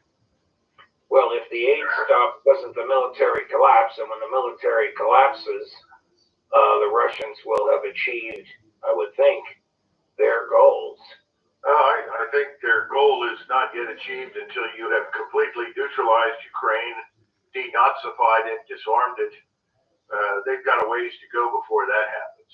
But I don't think it's unreasonable to begin looking for high-end Mercedes, Porsches, other automobiles of that nature, moving at high speed from Kiev all the way to the Polish border and beyond, packed probably with as much cash as they can carry. Well, there can be no amicable resolution of this without an utter rejection of NATO's presence on Ukrainian soil forever. That's right. You're spot on. I think President Trump understands that. He said that. It looks like Ukraine's going to be neutral. Gosh, who'd have thought? He's gotten that message. The bad news here, Judge, and I'm sure you're going to come to this, is that people keep handing him talking points from General Milley and Secretary Blinken with utterly false and misleading information in terms of numbers of casualties and so forth. Someone is feeding him a lot of nonsense about Russia as this stricken state that needs help, is economically wounded, whose military can't fight. It's all crap. He needs to start demanding the truth. That's why it's more important than ever to get somebody like Tulsi Gabbard into that DNI, because Tulsi, if nothing else, will demand the truth. I don't know what Ratcliffe will do, but I know that Tulsi absolutely will demand the truth. President Trump made the statement that the Russians have lost 1 million troops. I'm sure you're going to say that's absurd. I have no idea where he got it from. And then he insulted President Putin, saying Putin's ruining Russia, also contrary to the truth. Then he said if President Putin doesn't sit down and negotiate meaningfully with President Zelensky, he's going to ratchet up the American sanctions on Russia, which brought laughter in the Kremlin, because the only thing they sell us now is something we need, which is uranium for power plants. I don't know if he knows what he's talking about. Well, see, this is the problem. I think President Trump tends to still see the world the way it was when he left office, Judge, and it's not the same world. The amount of damage and destruction wrought by the Biden administration over the last 4 years, not just in Eastern Europe and Ukraine and with Russia, also in the Middle East, is beyond evaluation at this point. We can only begin to guess, but we do know the numbers that he was using are wrong. I think Scott Ritter spoke yesterday. Someone handed me a transcript of his statements. His numbers pretty much track with what I have been told. He says 700,000 Ukrainian soldiers are dead. That's certainly reasonable. I knew that at least 600 to 650,000 were dead. But given the horrific losses of the last several weeks and months, that's a whole generation wiped out. Wow. While the Ukrainian army was retreating and collapsing, they had another mass surrender today, thank God. So at least those people will stay alive and not be killed. It's quite reasonable. On the Russian side, I've always felt about 90 to 100,000 is correct, and the Ministry of Defense. Ritter agrees with you on that number, Colonel. Yeah, and now then when it comes to wounded, that's very tough. But if we stay with the 1 to 7, in other words, that for every one Russian or Russian soldier or affiliated soldier killed, 7 Ukrainians have died, then you end up with about 300,000 to 400,000 wounded on the Russian side, with the exception that the Russians have done an excellent job of saving people's lives on the battlefield, and Ukraine has not done that. So we assume that perhaps 60 to 70% of the Russians who have been wounded have been returned to duty. We have evidence for that. The tragedy in Ukraine is we don't have any idea how many wounded there are. I don't know if you remember, but I think this was a year and a half ago. I had received a phone call from someone standing in a hospital in Ukraine, and my friend who was in Europe, in other words, Eastern Europe, but not in Ukraine, put his phone up against it so that I could hear what he was saying, and he told me that the hospital was full of severely wounded and dead people lying in the hallways and everything else, and then told me that in order to be evacuated, increasingly, you had to pay the ambulance driver to take you to a hospital. Yeah, I do remember you telling Wow. me that. I think this tragedy is now coming to fore. What President Trump must demand, he must demand the truth. You must stop believing what people have been saying. It's false. And he's got to do that before he presses forward with any arrangement that might be made with Russia. Because otherwise he looks ridiculous. The Russians certainly know the truth, and so do the Ukrainians. And for that matter, people in Europe are beginning to figure it out. Here he is 2 days ago, more dead than you could know. Cut number 13. President Zelensky would like to have peace. He's told me that very strongly. He'd like to have peace, but it takes two to tango. We'll see what happens. Anytime they want, I'll meet. I'd like to see that end. Millions of people are being killed, and they're being killed. It's a vicious situation, and they're now largely soldiers. A lot of people have been killed in the cities. They look like demolition sites. The thing with Ukraine is that many more people died than you're reporting. You're not reporting the real numbers, and I'm not blaming you for that. I'm blaming maybe our government for not wanting to release those numbers. Many more people died than what you know about. Now, don't know where he gets the numbers from or what he's referring to, but I'll take your sources and Ritter's sources over whatever is being fed to him. Is the CIA going to try and burnish its image somehow over this catastrophic disaster in which they've been misleading? I think the strategy for the intelligence community is to treat him like a mushroom. Keep him in the dark and feed him crap. Remember, the CIA director can come over and see the president every day if he wants to. That's what Pompeo did in order to cultivate the president's goodwill and confidence and advance himself. Ratcliffe could certainly do that too. But now you've got, hopefully, Tulsi Gabbard. And she can be the truth teller that he so desperately needs. And he really does. He needs people to tell him the truth about everything. Because if he doesn't demand it, they'll fall back on all the old false narratives that have been shaping everything in this country for years. Let me move on to Israel. Do you believe that this is a real ceasefire that will be honored by the Israelis? Good question. Great inauguration question. week pause. I don't think it's real in the sense that no one ever planned for anything more than the first 6 weeks. Now, we have to step back again and reevaluate the Israeli Defense Force. How fit are they? How ready to continue the battle are they? What's the status on the home front? What do people inside They're Israel pretty fit to now, me. I'm like everybody else. I'm prisoner when it comes to this sort of thing to whatever comes to the mainstream press. Although I do get snippets from Israeli television that are provided to me, and some insights by friends in Europe. But it looks like the Israeli Defense Force is in terrible shape. I'm talking about the ground force. The second thing is that the Israelis have begun to figure out that the advance of Turkish military power and influence through HTS all the way to the Golan Heights is not a victory.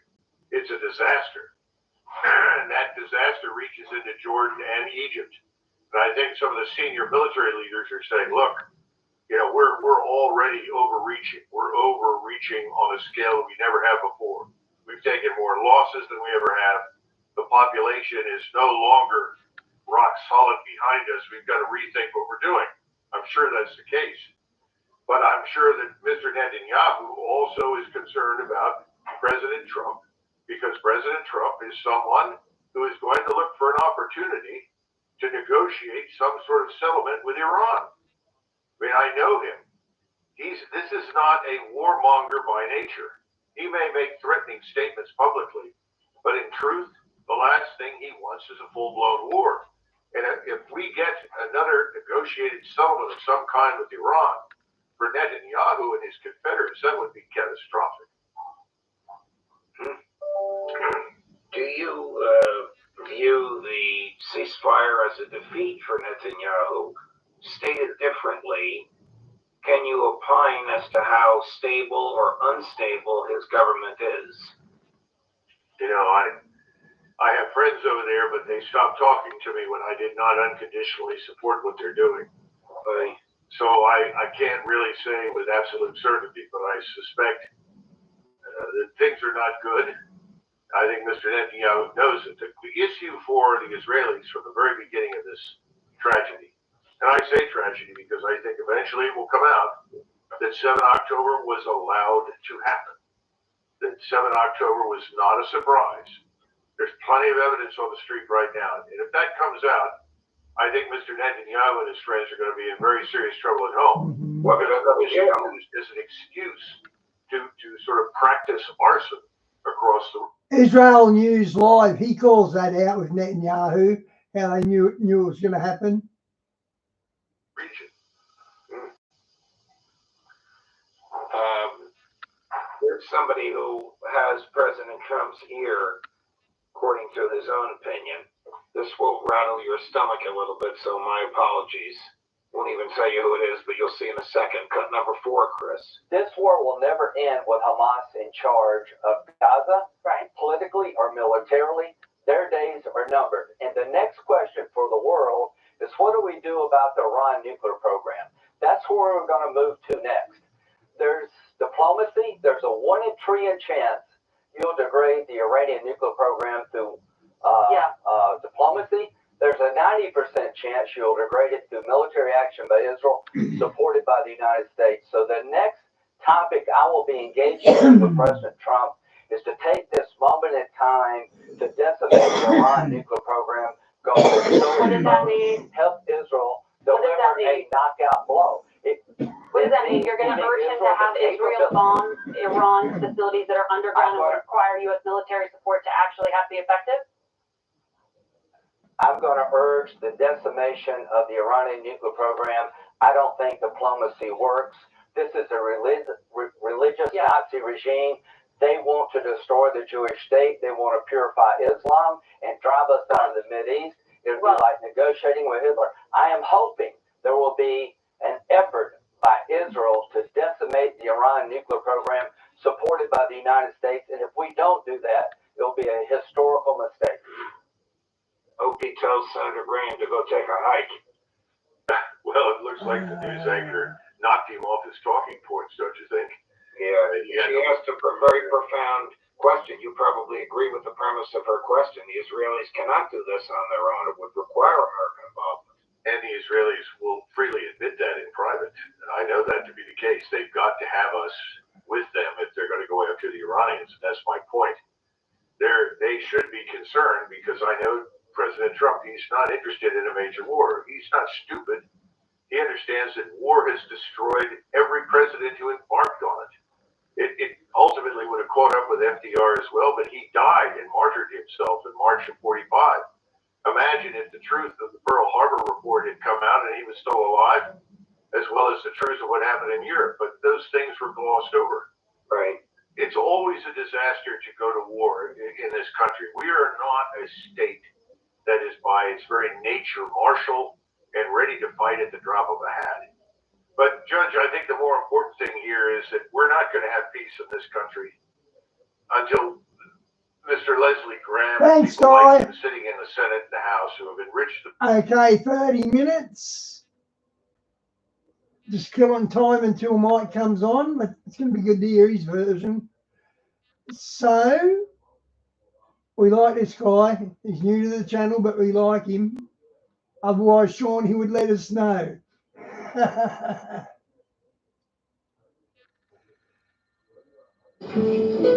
Hey, it's cool. You're just saying that. Go get that smoked herring paste. We love you. We know you see other supermarkets, but you'll save more if you shop at Aldi first. Aldi, good, different.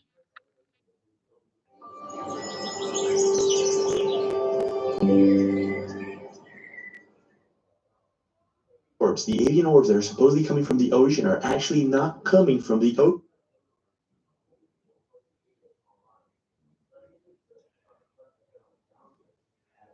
Things are only getting more bizarre, my friends.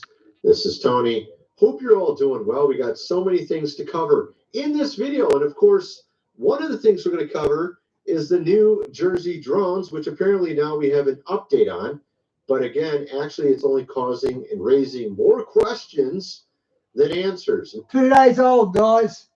We're going to get into that. We're going to get into also someone saying they had received a message that everything, of course, is going to end in about 4 months. And I guess we'll see if that's the case or not, but we're going to get into that little thing as well.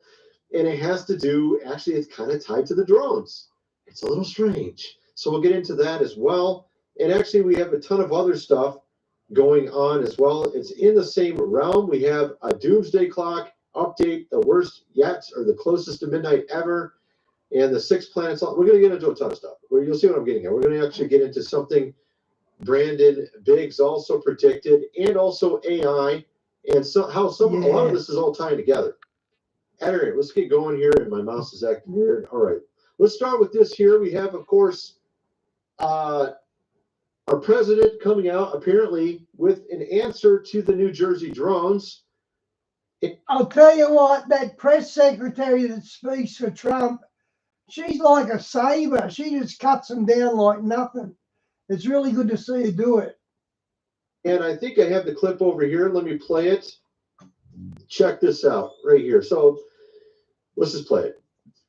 After research and study, the drones that were flying over New Jersey in large numbers were authorized to be flown by the FAA for research and various other reasons.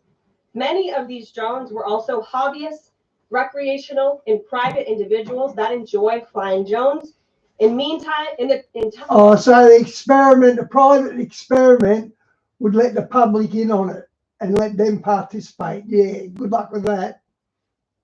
It got worse due to curiosity. This was not the enemy. A statement from the president of the. Now, actually, that doesn't really. This was not the enemy. Who does she consider the enemy is then? Well, that's a Freudian slip. Let's hear that again. Got worse due to curiosity. This was not the enemy. This was not the enemy. What was it then? From the president of the. Now, actually, that doesn't really answer anything. Okay, it makes me even more curious what these drones are, because very obviously they were flying over military bases. They were flying in a lot of places that just didn't make sense. Of course, they're saying they had to do with research. Perhaps that's true. Maybe it was. See, Shawnee. But why is it we couldn't follow any of these things? Why is it on the state level no one knew? This doesn't make a lot of sense. And on top of that, it seems to me like there's much more going on than just simply a few hobbyists flying around. That was not what we saw. And actually, we got some new clips in that respect as well, and we're going to cover in this video. And of course, we also have this new strange viral video going on about a woman claiming she's been speaking, of course, to an entity, and I'm sure it's not a good one. She was using a Ouija board, so I'm pretty sure this isn't good. But what's interesting about it is that we can glean sort of what the devil is thinking or wanting to do, and it actually ties into some of this alien stuff, the orbs and all that kind of stuff. So it makes you really wonder what is really going to happen. Let me play this clip here. This is from James LaFleur's channel. Check this out. Actually, she's freaking a lot of people out with this supposed conversation that she's having with this entity called Seven. Contact 3, that's us, fails 29,149 days after Contact 1. 4,324 days. You can see there, basically, it was pointing to May 29th of this year. Supposedly, something is going to happen on that day to where essentially everything, of course, ends. This is kind of what this entity was telling her. I'm sure it's not what you would call truth, but it does kind of give you an idea of what the devil might be thinking. And that's what I wanted to sort of look at this as. So clearly this is not some good information, but it does kind of give you or shed some light on what the devil's, of course, plans are. And it has to do, of course, with these beings, these alleged, of course, aliens. Check this out. Let's play a little bit more. in your future, which is May 27th, 2025. So this thing is making crazy predictions about something that's about to happen in May 2025. And at first I thought, this is ridiculous. This is a LARP or a fake story to grab attention. But the deeper I went into it, this guy's also got a channel that's impossible. I've been following him for a couple of years, and he really shows some really weird stuff like glitches and that. Fascinating stuff. the more I found this bizarre connection with this theory that the orbs, the alien orbs that are supposedly coming from the ocean, are actually not coming from the ocean. They're actually leaving Earth for some reason. So, of course, basically what the whole idea behind this thing is that the aliens are going to leave because something's going to happen on planet Earth, right? And, of course, he sort of grinched it, didn't he, Shawnee? Valentine's Day will never be the same again when you think of Trump's cards. Actually do. We even saw, there's a video I played, I don't know, about a month ago on my channel of some guy who was in the GOV, in one of the three-letter, of course, organizations. And he said something about, it was like the 1990s. He said, in 2025, that's when the aliens will be here. So we're here at 2025, and we saw the orbs and drones in 2024. Seems kind of like this is planned for some reason. You know what I mean? Whatever it is. And, of course, what's interesting about this is the very vague answer to our question about what this is. It makes me think there is something more going on, and they're not able to tell us, or they don't want to tell us, because it's something important or will cause problems with people hearing it, whatever the reason might be.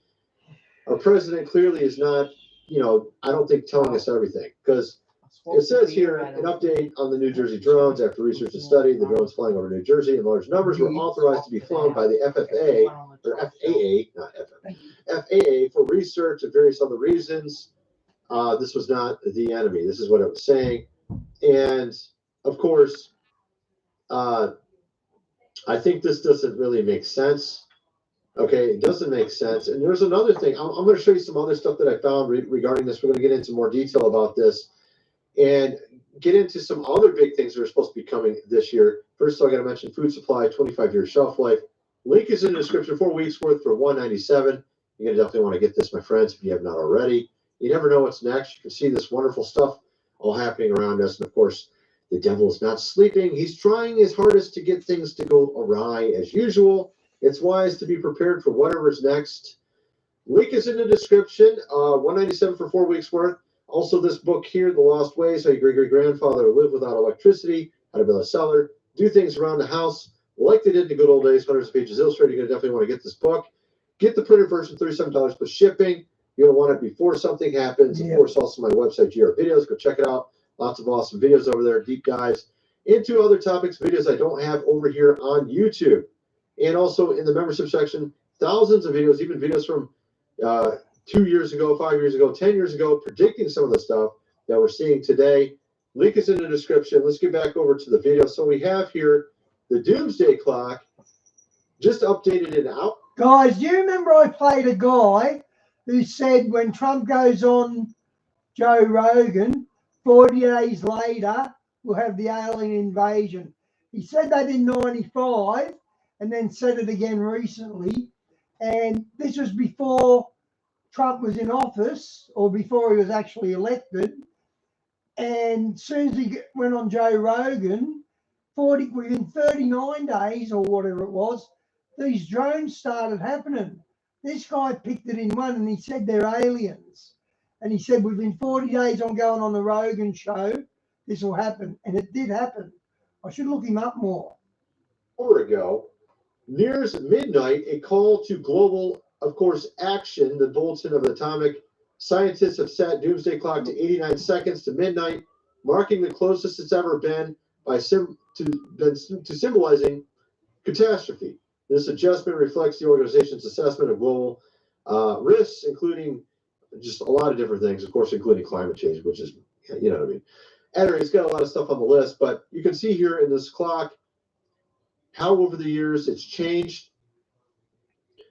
In this little short thing here. It's about 21 seconds long. You can see in the next. Diane, as you know, our power went down for 3 days about a week ago, and it was the most boring 3 days in my life. Seriously, we're so reliant on electricity; it's unbelievable. 1880s, we had the Cold War, but then you can see now we're actually much closer, the closest it's ever been, as we enter into 2025. If I can get it to pause, maybe I can. There we go. So you can see that we're actually as close as possible, almost a minute from midnight. And of course, we also had just a day or two ago, these 6 planets will align in the night sky this month. That's right. How to see the planetary parade. Of course, these type of things happening in the stars, in space, usually, of course, was a sign in all the times in the ancient past, meant something important or big was going to happen very soon. We're talking Venus, Mars, Jupiter, and Saturn are visible to the naked eye in January. And for part of February, Uranus and Neptune can be spotted too, but only using binoculars and telescopes. So, of course, there's a lot of people talking about what this could mean. And, of course, it had approval by the former administration's FAA, which makes you really wonder what it means. And why is it still continuing? Why do we still have actually new ones? This is only, what was this, from a day ago or something? Okay. So, of course, here you can see here.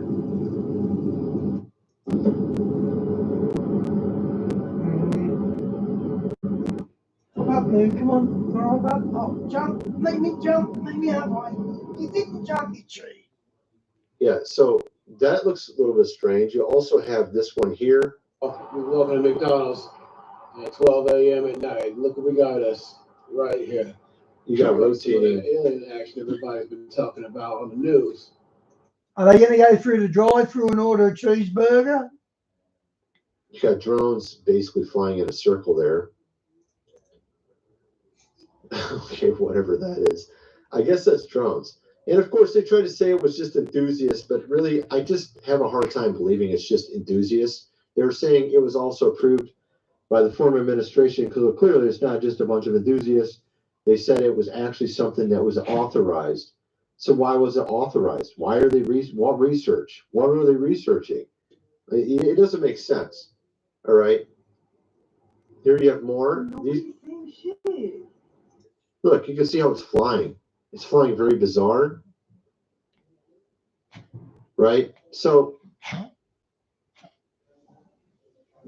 you know, this is what I'm talking about. It doesn't really make sense. So this obviously is continuing to happen. We're seeing more and more of these orbs and drones still happening. He said they were authorized by the former administration, yet we're still seeing them happen today. And we're also seeing orbs turning into drones. That's another thing that keeps happening. We're seeing a lot of strange things with regards to that. Because UFOs can morph, and that's where they get the transforming morphing from, the Transformer movies. It's the same principle. This is on the news. They're actually now covering it more. But I already showed you several videos that were from the last few days. Of course, there are some of these that it doesn't seem to be happening as much, but we still have some of these things. It is in focus. You can see there. Discover the special edition Subaru Forester STI with STI Cube suspension for an exhilarating drive. Secure yours before they're gone. It's you and Subaru for a world discovered. See you out there. Return and Earn is the rewarding way to recycle your bottles and cans and earn 10 cents on all eligible. I'm shaving for my partner. That's very beautiful. There, another one. He says that is in focus. So there are a number of these videos still going around, and a lot of people are asking why are there still more of them happening if it was the previous administration that authorized it, right? So at any rate, so you got that. Apparently, I guess we could wait a few days. And Shawnee, I've got a freshwater creek exactly one house away from me, and there's a lot of bush, so there's a lot of firewood there if everything goes down. I've already thought this through. See what happens if it stops happening or if it continues to happen. But I'm starting to think that there's more going on here than just simply, oh, it was just some authorized thing, and you know what I mean? Like, here's another one. Here's another one. Okay, so this is just a mile from my house. This is in the sky stationary right now. What the hell is that? This is uploaded today. Whatever this is, it was uploaded today. So there's like a lot of these. I mean, I keep scrolling and finding more, but I don't want to keep playing more and more of these. I mean, it's pretty obvious there's a lot. So you got all that going on. Now, of course, you also had our president announce this project, Stargate, $500 billion for AI data centers. He put Sam Altman and this I forgot what this other guy's name is, Larry or something, Lenny. I can't remember the dude's name. Sam Altman and Lenny or whatever the dude's name is, and then you got Greg here, Brockman. That's this guy. All part of the Stargate project. Of course, Sam Altman is not. I don't know why they picked him to be over it, because he's been pretty reckless, I guess is the right word, when it comes to AI. So it doesn't make a lot of sense. The fact it's called Stargate, a little strange as well. You have, of course, AI. China just announced their new AI. Check this out. It's not like everybody knew this was coming, but it's one thing to know it's coming and it's another for it to be here. And so it's like, if I'm a gambling man and somebody plays this card and this card is such a strong play, and this person hasn't played any other cards before then, really? I'm going to think to myself, I bet they have more cards. And that's probably why I think it's going down from those vibes. He's talking about China, because China's going to be giving free access to their, let's see, I think it's up here. Let's play this. Chinese startup that few people had ever heard of until the past few days, and it has emerged as a real player in the AI arms race. It's called DeepSeek, and investors, and I would imagine officials in Washington, are starting to learn that DeepSeek's AI model has developed technology that can actually be competitive with OpenAI. So look, it's already been around for a while. They say it's a startup, right? So like just some fledgling startup in China just happens to be as powerful as all these other ones, and it's going to be free, by the way. Yeah, I don't know. And then exactly when our president announces this Stargate. So clearly the AI thing is way farther along than we realize. Could that also be tied into this whole thing with the orbs and drones? This is the question I'm asking, because what is going to happen next? I feel like there's something that's going to happen. I'm trying to wrap my mind around what that will be. And I pride myself on, trying to figure out what will happen next. I've been right in many cases. Sometimes I've been wrong. But we have a lot of people with, particularly this guy right here, Brandon Biggs, has a track record of predicting things correctly. Predicted what happened in Paris Olympics, predicted what happened at the beginning of this year, the Cybertruck, Las Vegas thing, predicted our president, of course, his ear, being grazed before it happened, 4 months before it happened. So let's hear what he has to say now. He's talking about something coming. Things of why the Lord was showing me, because he showed me dates. He showed me more in depth of this. It's like an onion. It has layers. And so you keep getting pieces and you keep pulling off the layers and you're getting to the core of what the Lord is wanting to talk to you about concerning this virus, this plague that's coming. And he's talking about, I heard him talk about this before. He said that there's going to be like 390, million of course, people that will be affected by this. And that's not a small number. That's not a small number. And he says it's going to be bigger than what we saw back in 2020. Now, from what I understand, it's supposed to be a little bit farther into his presidency, or is he saying it's not? I don't know. That's a good question. But so I think there is going to be, and this reminds me, again, it reminds me of the story of King Arthur. So if you look at King Arthur, Merlin, the magician, had a dream about two dragons fighting in the heavens. This I've talked about before. The Book of Esther also has an exact Mordecai's dream about two dragons warring in the heavens. One's the red dragon, one's the white dragon, good versus evil. And of course, during the time of Esther, about 500 BC, actually I think it's 480 BC, they went from the red dragon to the white dragon, just like we just did. Same also with the time of King Arthur. They went from the red dragon to the white dragon in 500 AD.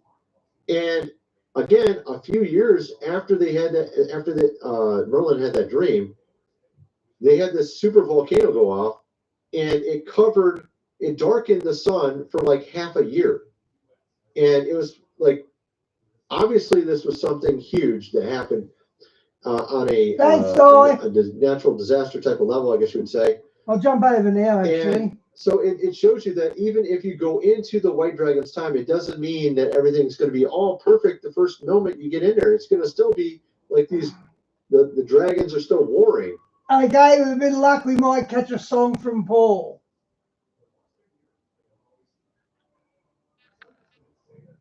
Get the karaoke machines out, guys. Here we go. Chaos, anger, murder, hatred in the land. You just can't make this stuff up, and it's happening so fast.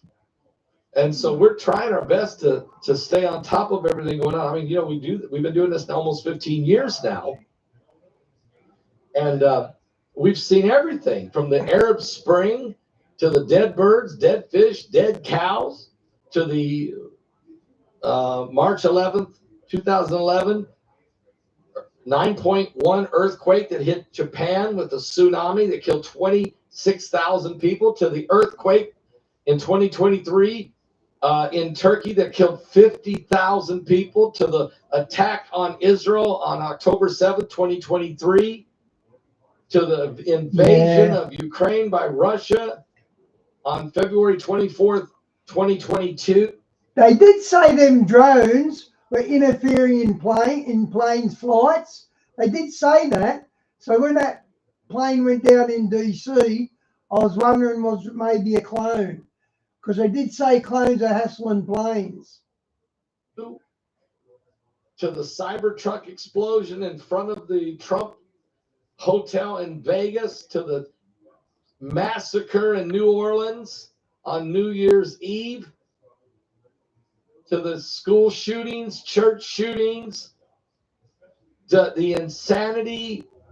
I could go on. I'm just thinking up to this, just coming off the top of my head right now. I mean, to the craziness, to Russia, to the fake dossier, to the lawfare, to the raid at Mar-a-Lago, to the Hillary. I mean, look, we've been through it all, but right now, the stuff that's happening right now, this just can't be true. Is Planet X coming? Is the blood moons? Is the typhoons and the pontoons and the monsoons and the baboons and the raccoons and Jesus is coming?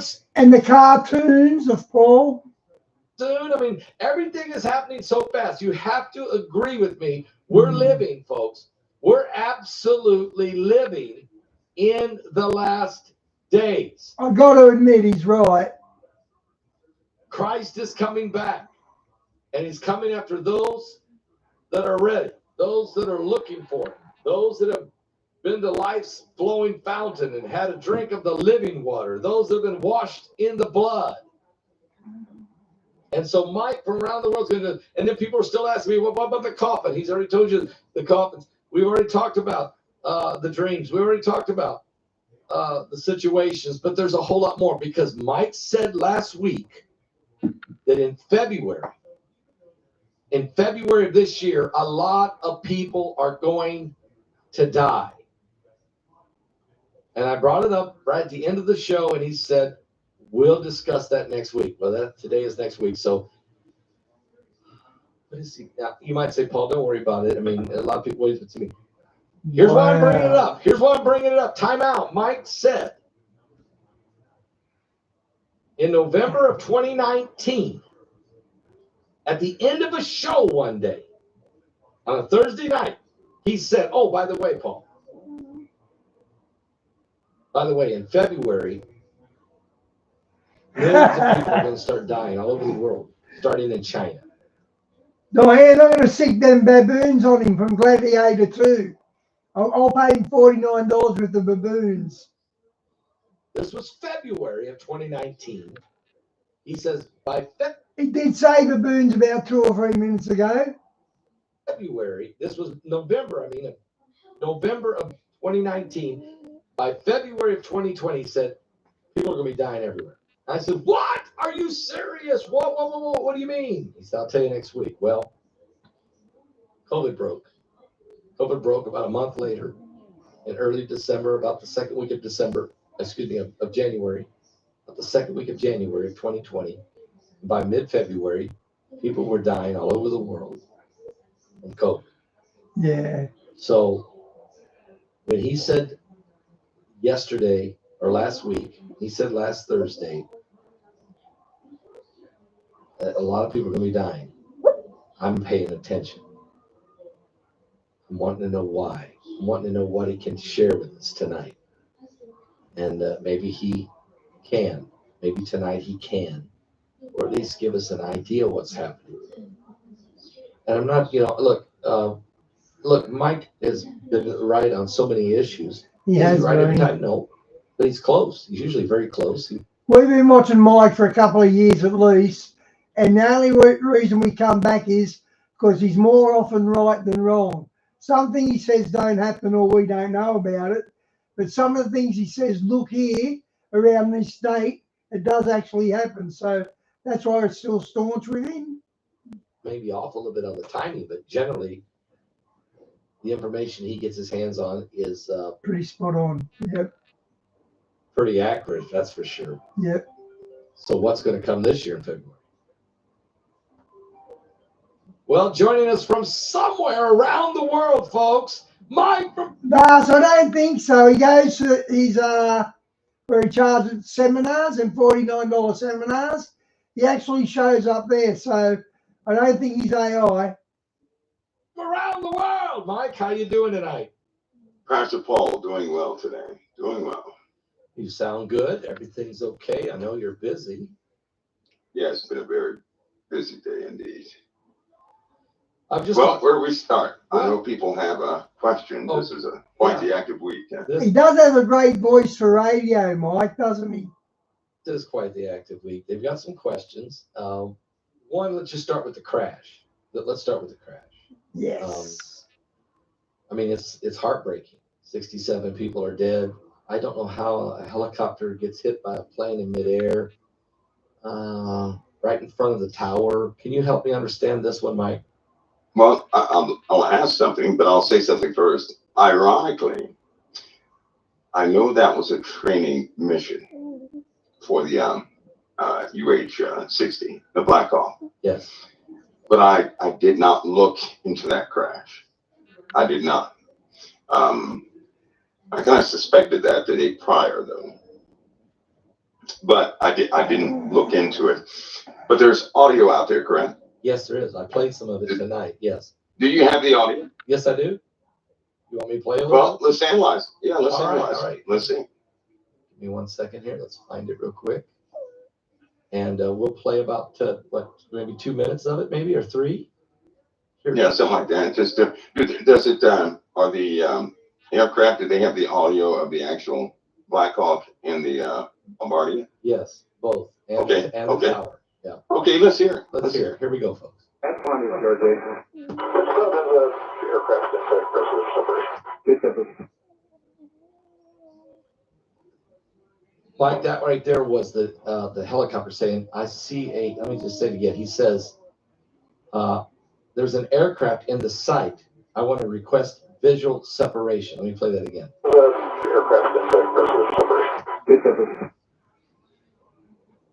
Yep, he did say that. American 4782 by Bass now for individual. American 472 Washington, 1 Tower, 32017. This is Win. Can't understand him.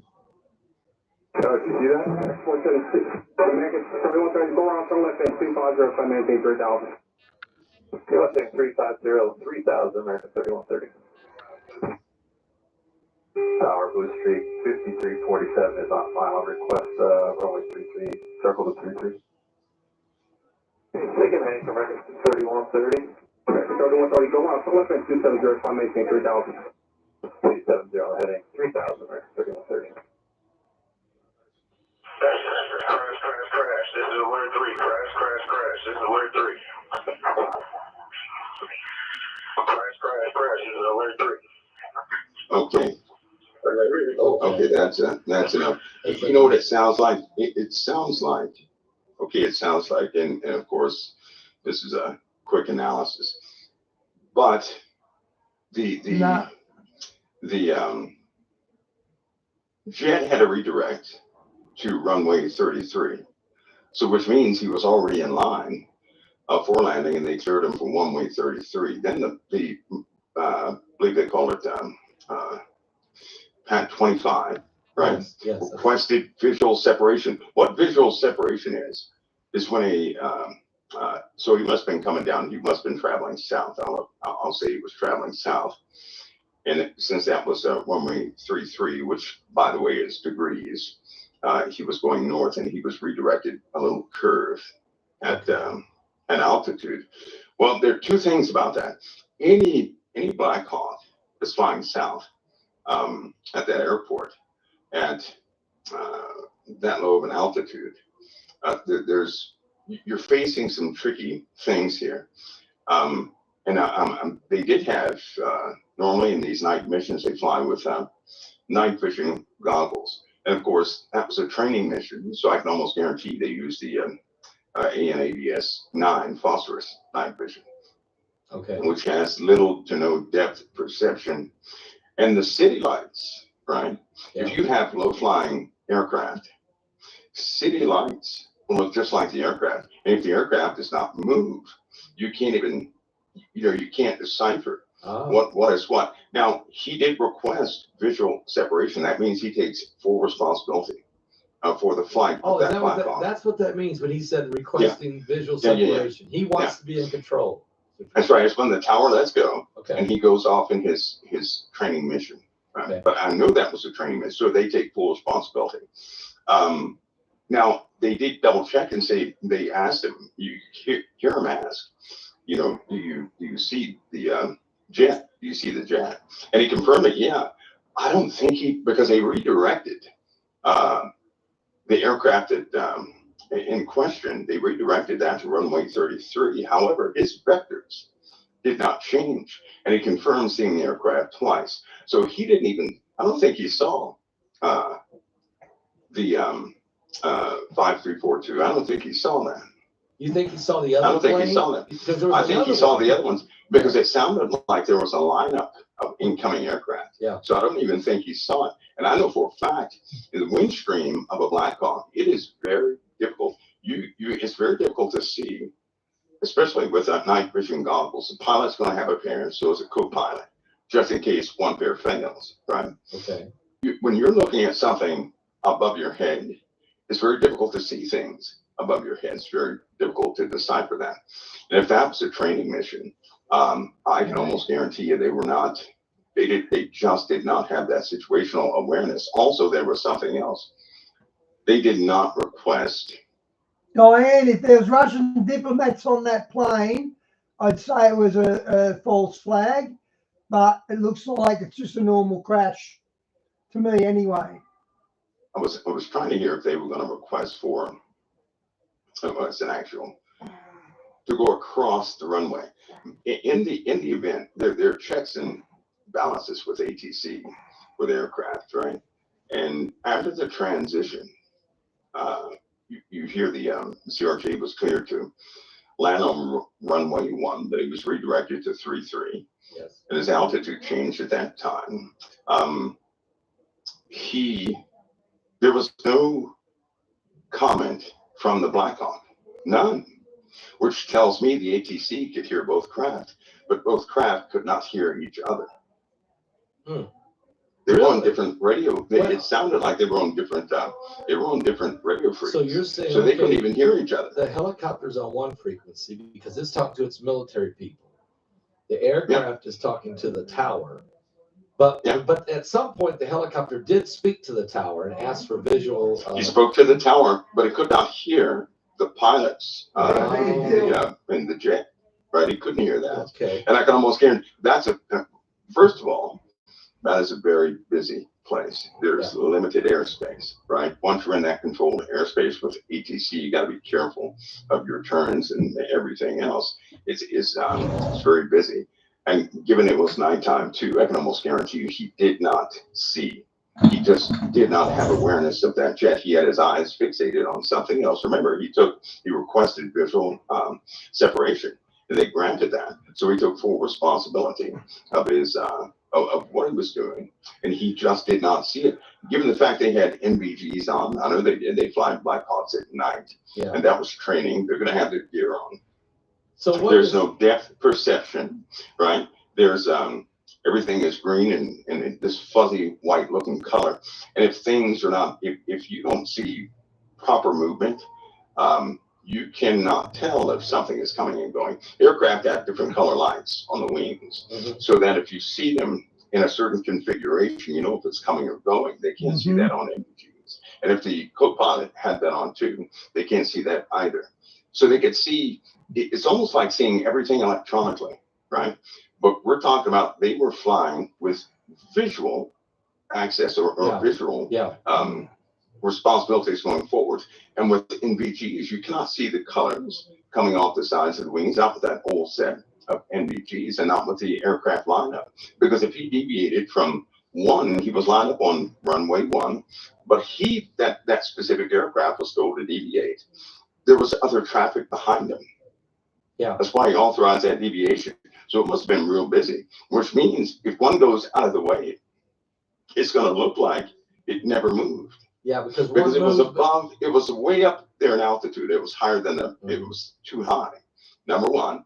But there were other aircraft that were probably, given the flight path, he could see, and they probably appear to be lower, right? In his wind stream, he could see that, but he couldn't see the Bombardier. And so when he redirected, he totally went off the scope of the Black Hawk. So they continued.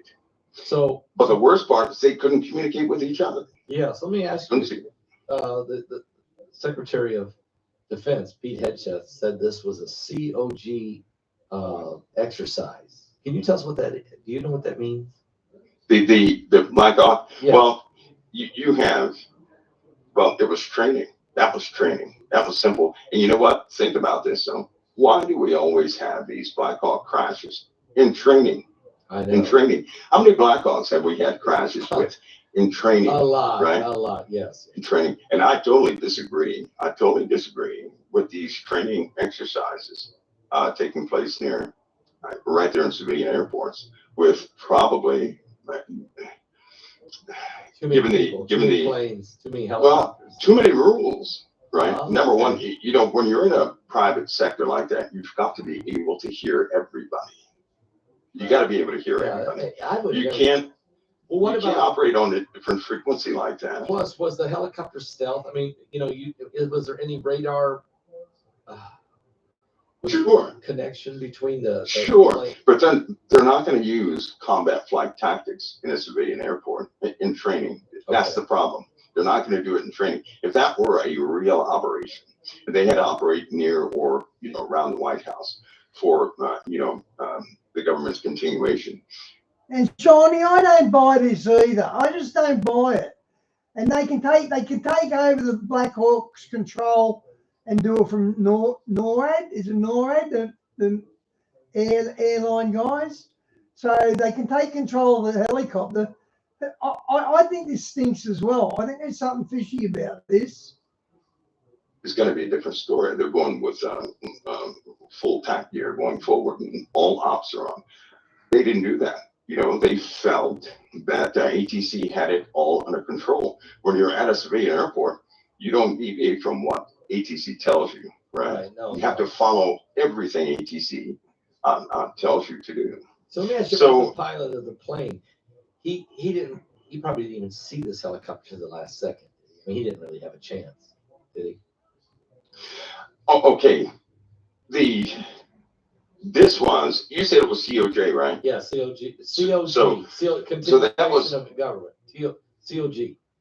COG, not COJ, because I know COJ is when you certify, as certification. If it is COG, that's continuity of government. Yes, that's what Headshot said it was. I'd have to, that would take some clarification, but anyway, that they were still training, and it was, it's just not enough communication between civilian aircraft and, that's just not good. It's not good, especially given the high traffic around that place. And President Trump said that. Why was I don't think he saw it. Yeah, I think you're right, and I think President Trump was asking, why wasn't the helicopter 1,000 feet and the plane, because the plane's coming in to land, it's at 300 or 400 or 300 feet coming in, and Trump's question was, and maybe Trump just asking a question, is why wasn't the helicopter 1,000 feet up where it wouldn't be in the path of this runway, which is a track, they call it, right? It's a consistent track. About every plane that comes in is going to come in about the same altitude. Same glide path. Yeah. Same glide path coming down, directed by ATC. But ATC directs that. If they say, drop to 2,000 feet or 300 feet, then there you go. If they go to, whatever they say they're going to do, in this case, obviously that Black Hawk was coming down the Potomac. I wonder how high a chopper can fly. How high in the atmosphere? Yeah. And again, it's very difficult. You're hitting the city lights when you do that, right? So all those aircraft are going to blend in with the skyline or the city line. At night, everything is lit up. So you're really dependent upon the ATC. And you just hear the ATC in shock. Yeah, we got a crash. What do you mean you have a crash? They could see it perfectly on radar. Yeah. Why didn't they tell them? That's right. Why didn't they tell them that? Why didn't they halt it? Why didn't they give them some of the special reserve statements that they use? That's a beat-to-beat operation there. That's just not good. So that's where it's going to come down. I don't. Yeah. Well, Mike, we also know that there was supposed to be 30 people working the shift in that tower, and it was only 19. The guy that was the guy who was talking to the plane and to the helicopter was doing two people's job. That's come out already, so it's kind of looking like undermanned. The helicopter, I don't think it was the helicopter's fault. He did what he was told to do. I think the plane is obviously going the path he's supposed to go. Question is who made the call, and that was the guy at the tower. And then again, maybe it's because he's doing 2 jobs or 3 jobs. Lord only knows what he was doing. It's just not good. And all too often, they face those situations like that. It's just not good. It's just not good. It's not good at all. All right. Well, Mike, there's some other questions here tonight. I mean, appreciate this. You really did help me understand this. I didn't even know what a COG was, so that helped me get through that. Let me ask you a question tonight, because before I want to talk about this volcano off the coast of Oregon that they just brought up. Says this thing's going to blow, but they're talking about it now. Yeah, they are. Matter of fact, here's the headline: mile deep underwater volcano could erupt off the west coast this year. Scientist says it's imminent, 2025. It told ABC News that. You want to talk about it? Yeah, at the beginning of the year, last year, I was drawing attention to that very channel of volcanoes in the sea, and there's some monsters. I remember you saying that's not the only one. Any one of those volcanoes would be a trigger for the rest. And guess what? It's not a question of if. There is no if. Those things are highly active.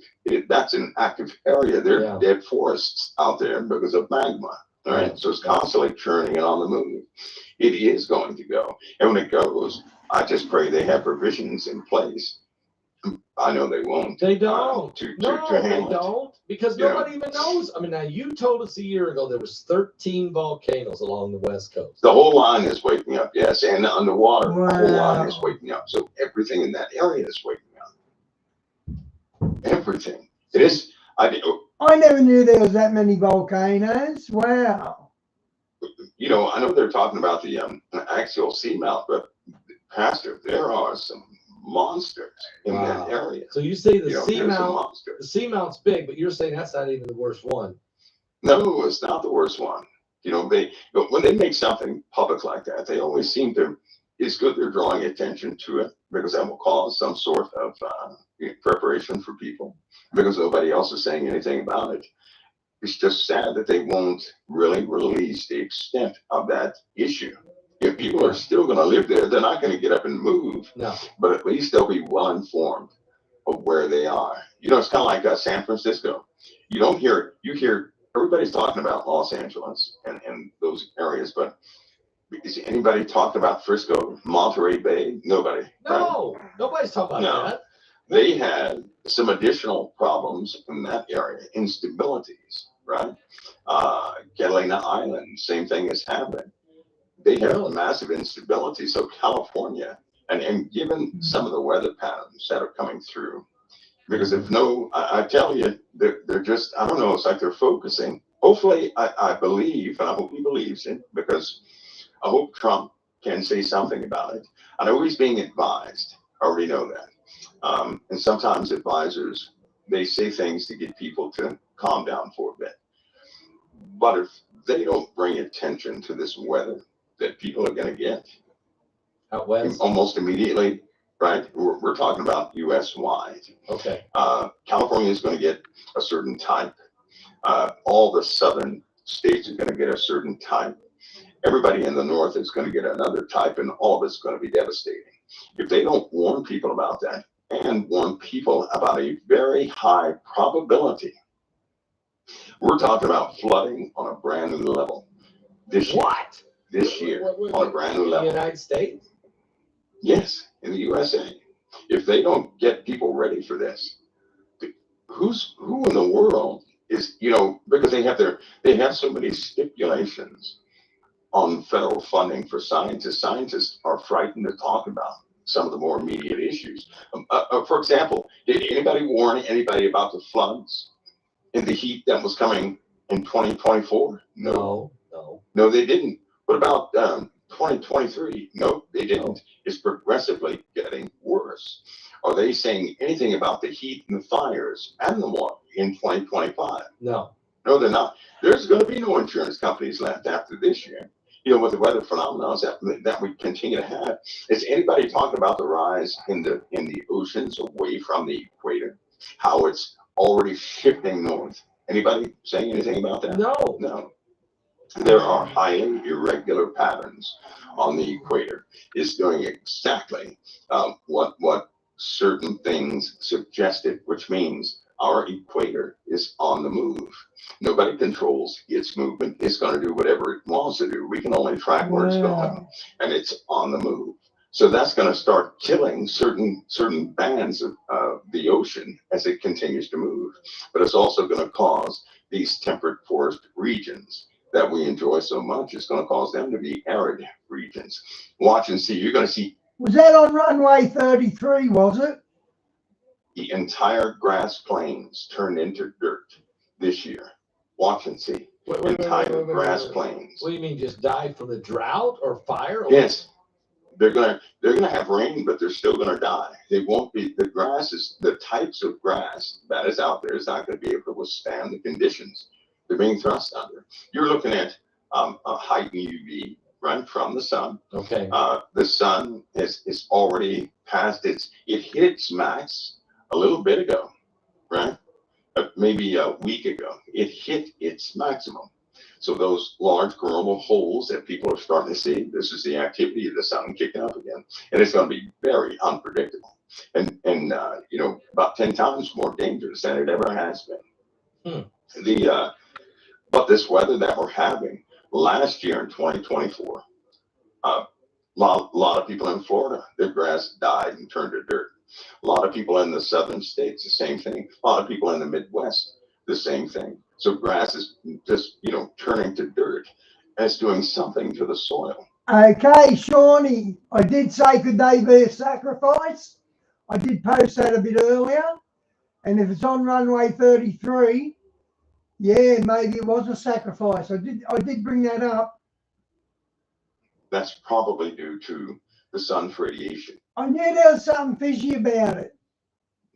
People are becoming sick. Last year, there were more reports of people being sickened by the sun, right? Sun poisoning. You know how they say, oh, you got sun poisoning. Oh, yeah. Well, it took an all-new high last year, right?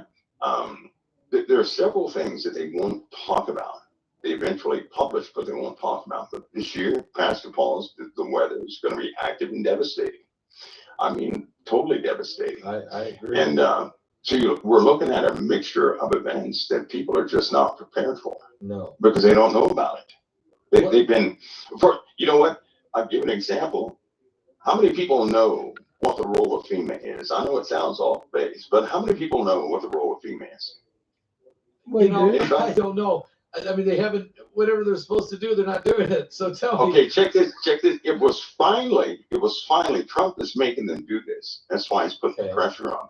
So here's FEMA. This is exactly what was said. This will amaze a lot of people. FEMA is at the mercy of the governors. All it does is provide funding and resources based on the governor's request for uninsured people. And the city, of course, itself, that's it. That's all it does. So when people are saying, where's FEMA? They're at the directive of the governors. That's what they do. Once Trump approves emergency assistance, then they go and they provide funding for uninsured. I got you. Uninsured people, right? But listen, here's a clause. You have to be able to pay it back. What? That's what FEMA does. It's that simple. But how many people did not know that? Nobody knew that knows they got to pay until it back, Trump said, we don't need FEMA. Just let the states handle it. Because in truth, guess what? If all FEMA is doing is showing up to an emergency, a national emergency, and providing funding and providing the paperwork to get the money to the people that nobody needs FEMA for that. States can do that directly with the president. So that's what the president is saying. Right, but here's the bad part. He is he's perfectly right. All they do is manage resources at the governor's request. So if the governor does not request it, they're not going to do anything. They can't do anything. But that's a middle person. That's a waste of resources. To have that agency in place, let the governors work directly with the White House.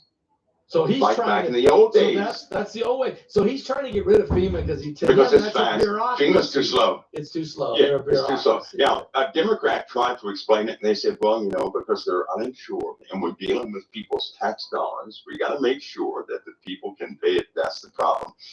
If a person can't pay it back, everybody knows if you don't pay your taxes, the state's going to take your home. Right. So let the states take care of it. Right. I think the Democrats, in large, they have wrapped themselves up. They love paperwork. I'm telling you what I know. They love paper. They just love paperwork. They like to have a meeting to see what time they're going to hold a meeting. So everybody can come to a meeting at the first meeting. But this is how these guys operate. So they can catch somebody on a technicality. Nothing ever gets done that way. So Trump is saying, cut out all this middle stuff. Right. Let's go directly to the source. And that's going to change. If he continues to do this, things will move pretty fast. But of course, they're going to give some pushback. But that's an example, Pastor Paul, of when you confront things with common sense, you force people to come out with the truth. Not these, enigmatic statements, but the absolute truth. And these scientists that know what's happening to America and the world. Shawnee, that link makes it look like they're doing that on purpose, doesn't it?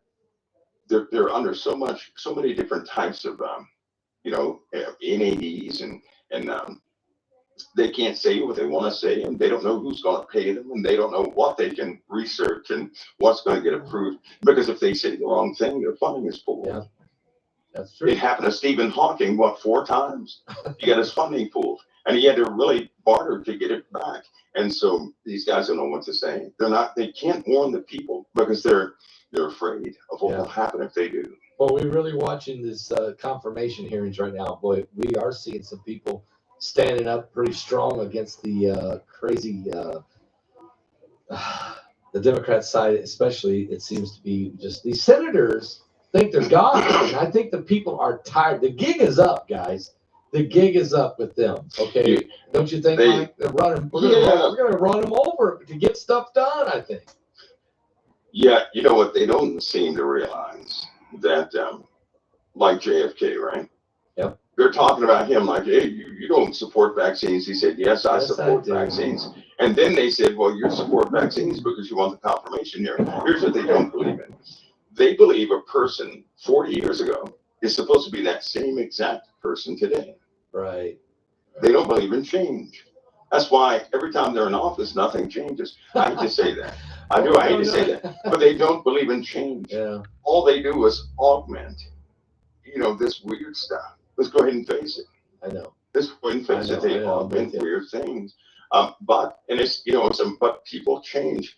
And things will begin to simmer down because President Trump knows how to negotiate. It's part of the negotiation. He'll check out the entire football field before he talks to one player, which means he knows exactly where the player's going, what the player's locker is all about. He knows all about it. So when he makes the deal and somebody tries to give some weird rebuttal, and pour out somebody else's dirt, he'll say, well, hey, I got your cup of dirt right here. You want this poured out? That's right. All right, Mike, let's go to this as well. Okay, I know you made the statement. February, a lot of people are going to start dying or something like that. And I threw it at you right at the end of the show. You said, oh, let's talk about that next week. So, Mike, let's talk about it tonight. Can you share with us kind of what you mean by that? Let me set it up because I can't be too direct on this one, but let me set it up. Okay. Everybody sees what's happening, right? Everybody does. There's been deportations of gangs taking place. Yes. Right? Yeah. Everybody sees that. Yes. Now, to date, nobody has seen big reprisals. I mean, they're being flown out of the country. Yeah. They're being flown back to their homelands, right? They're flying them on C-130s, yeah. Right. In the Middle East, the same thing is happening. You have all these people who were militant at first.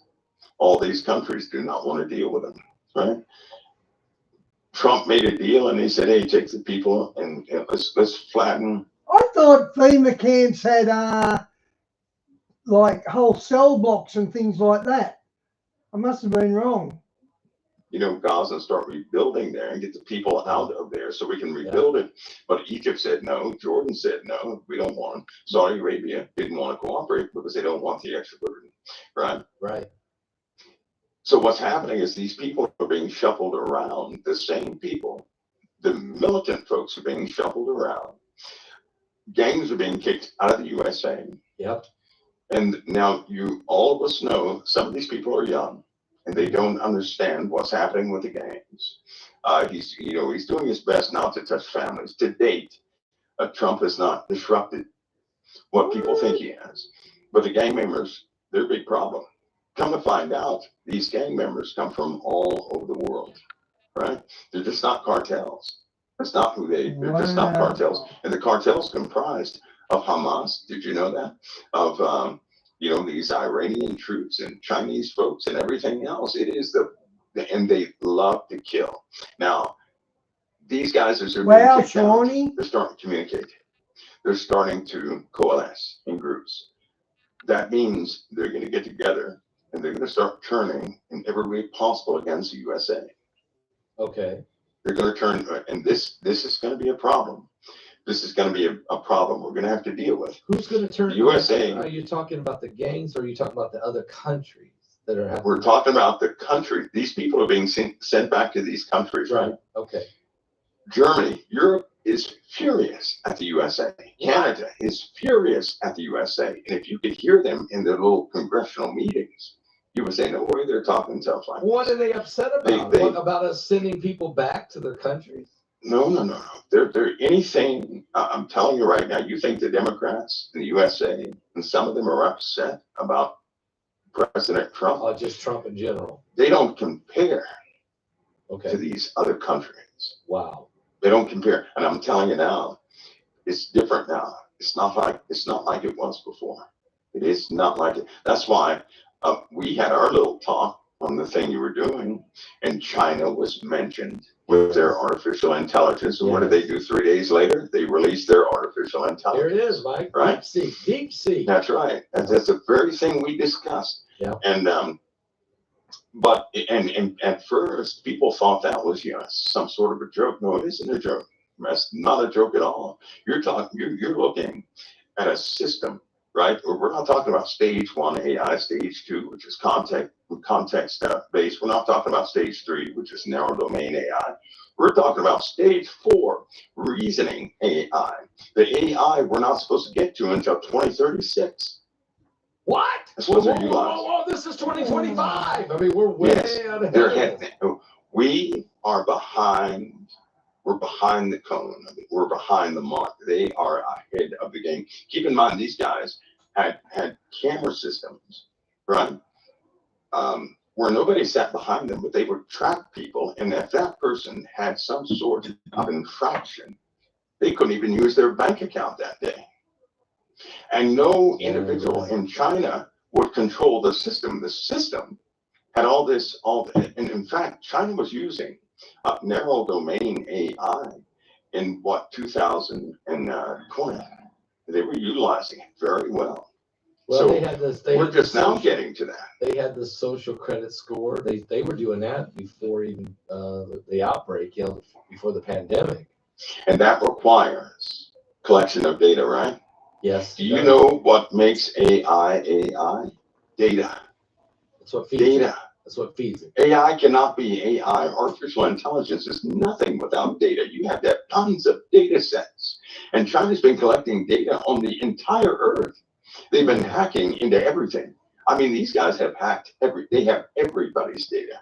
See, when that secret came out, they had no choice but to push this DeepSeek narrative. China didn't release that. China did not release to the world that they had this artificial intelligence system. We did that. We did that. We brought up Stargate in of course our webinar that really all came out, and then boom, these guys come out with it like 3 days later. Yeah, but you know who these guys are? Who's it? Us? That's right. China did not put that out to the public. We did. Wow. So now imagine that. Why did imagine that? So what was the reason for us doing that? What was our reason? Because inside of the USA, there's internal strife, right? Okay. And people, I'm telling you, when President Trump made his announcement, $500 billion for Stargate, and China spends 5.6 million, just 5.6 million on their artificial intelligence system, something is wrong. There are people who, when OpenAI began, people jumped out of OpenAI, right? Yeah. Because they saw it going in the wrong direction. They saw it going for the money grab.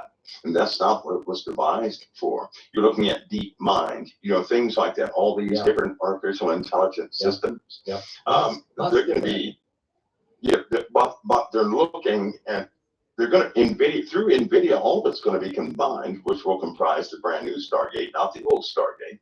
That's why I don't even like using that name. You remember the old Stargate program, right?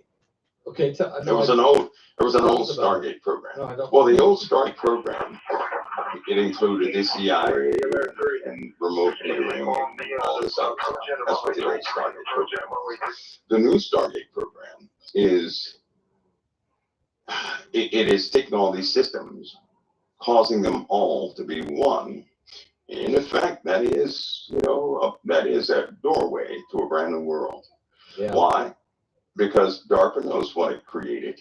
They can't tell anybody, but they know what they created. CERN knows what they have done and what they have achieved. All these different, facilities around the USA and around the world, Pastor, they've achieved things that'll just make everybody question life itself. Wow. Period. And so, nobody should get the idea that things are normal because they're so abnormal. People are going to try and hold the optics of things being normal. But I tell you something, when it breaks out, the world's just not going to be ready for that. Mm. They're just not going to be ready. All right. And Deep Sea, Pastor, is our spy we can never get rid of. That's all we need is another spy watching us, you know. But so we can't get rid of this thing. Now bring up the 100,000s of people you think are going to die, Mike. Tell us about that. We're now in the world of artificial intelligence and surveillance. It's a new cyber society. It's a brand new world, isn't it? And it's not going to go away. It's just not okay. All right, Mike. Let's also ask a couple questions here, and that is, people want to also know about. Okay, you mentioned Gaza, and you mentioned the Middle East a little bit here. Trump is trying to. Trump made a wild statement, of course, and you mentioned this, is that he would like to send half of the Palestinians to Jordan and half of them to Egypt and clean it out, he says, and I guess give it back to Israel and kind of restart. And then he wants to get Saudi Arabia involved with building a relationship with Israel. How does, I mean, first of all, Egypt said, nah, we don't want them, and Jordan said we don't want them, and Trump today said, it don't matter, they're going to take them. Don't worry, they're going to take them. They asked, the reporter said, what do you mean? How? Don't worry about it. We do a lot for these guys. They're going to do it. Is he does he really think he's going to make that happen, Mike? No, he could. Okay. Because we essentially, we did control. Diane, he's going to bring up something about the Deagle report, doesn't he? I have to agree there. Well, quite a bit of funding that they depended on. Mm-hmm. But we have a problem. He might actually have times and places, though. Problem that goes with question number one. Why would people start dying in February? Yes, go back. Because there's an underestimation. We underestimate the enemy. It's sad to see, but we're underestimating the enemy. Okay. We're underestimating. It's very difficult for any president that would care about this country. This is a very difficult environment to work in because there are traitors all over the place. There's snakes all over the place. So when you say people are going to die, are you talking about U.S. lives or globally?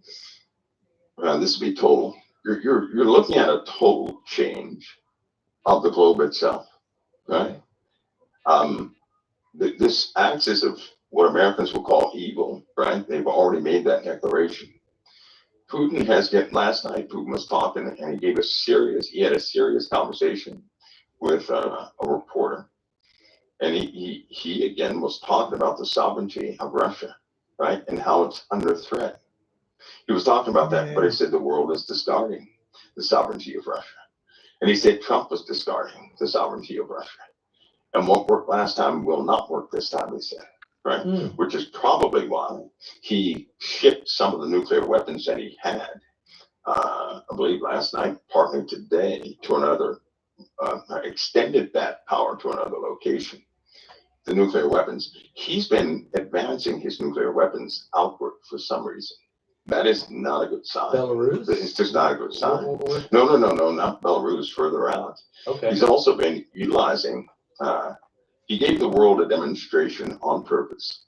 And he let everybody know you can't stop it once it starts. Right? Most leaders are in agreement that because we have so many things deployed, Pastor Paul, at some point, somebody is going to cause a problem, right? Chemical weapons in the last 30 days have been used. Chemical weapons have been used, and people are not. They're so trained to discard things they can't see it. And it's only with all of these folks, with all the gangs that have been kicked out. I'm going to say something. There's chemical weapons. I wonder if he's talking about the fog. Going to be some folks who have the hearts and minds of American citizens. Hear me, please. I hope everybody can hear this. Okay. Some of these folks in the USA love the folks who are being kicked out. Yeah, that's true. And the folks who are being kicked out, they constitute the world of some of those who are still in the USA. By kicking those people out of the country, hey, Shawnee, those people in the USA lost their world. So it's no reason for them to live at all. Oh, right? so we created. That's how bad it is. That's how bad it is. And they're here in America.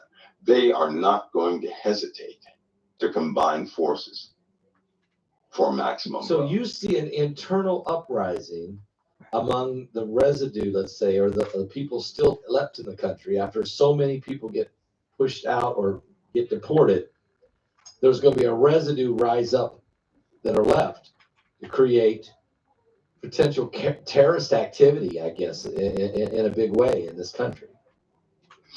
You add that to some of the geological problems, the immediate issues that we're facing, right? Okay. And some of the celestial issues that we're facing. Yes. We have a collection of problems right now. But personally, I'm not worried about anything. If we can make it through 2025, it'll be a blessing. It will. Because I know that everybody is not going to make it through 2025. Okay, I know for a fact they will not. Let's talk about it, because I heard where you mentioned about two bodies. There's two heavenly bodies. And the reason we haven't seen them or we don't know about them is because of the planet. One is a void. One is a void, and one is entirely too cold by way of in comparison with everything else out there. Okay, the planet X or Nibiru. And a void. What's the void?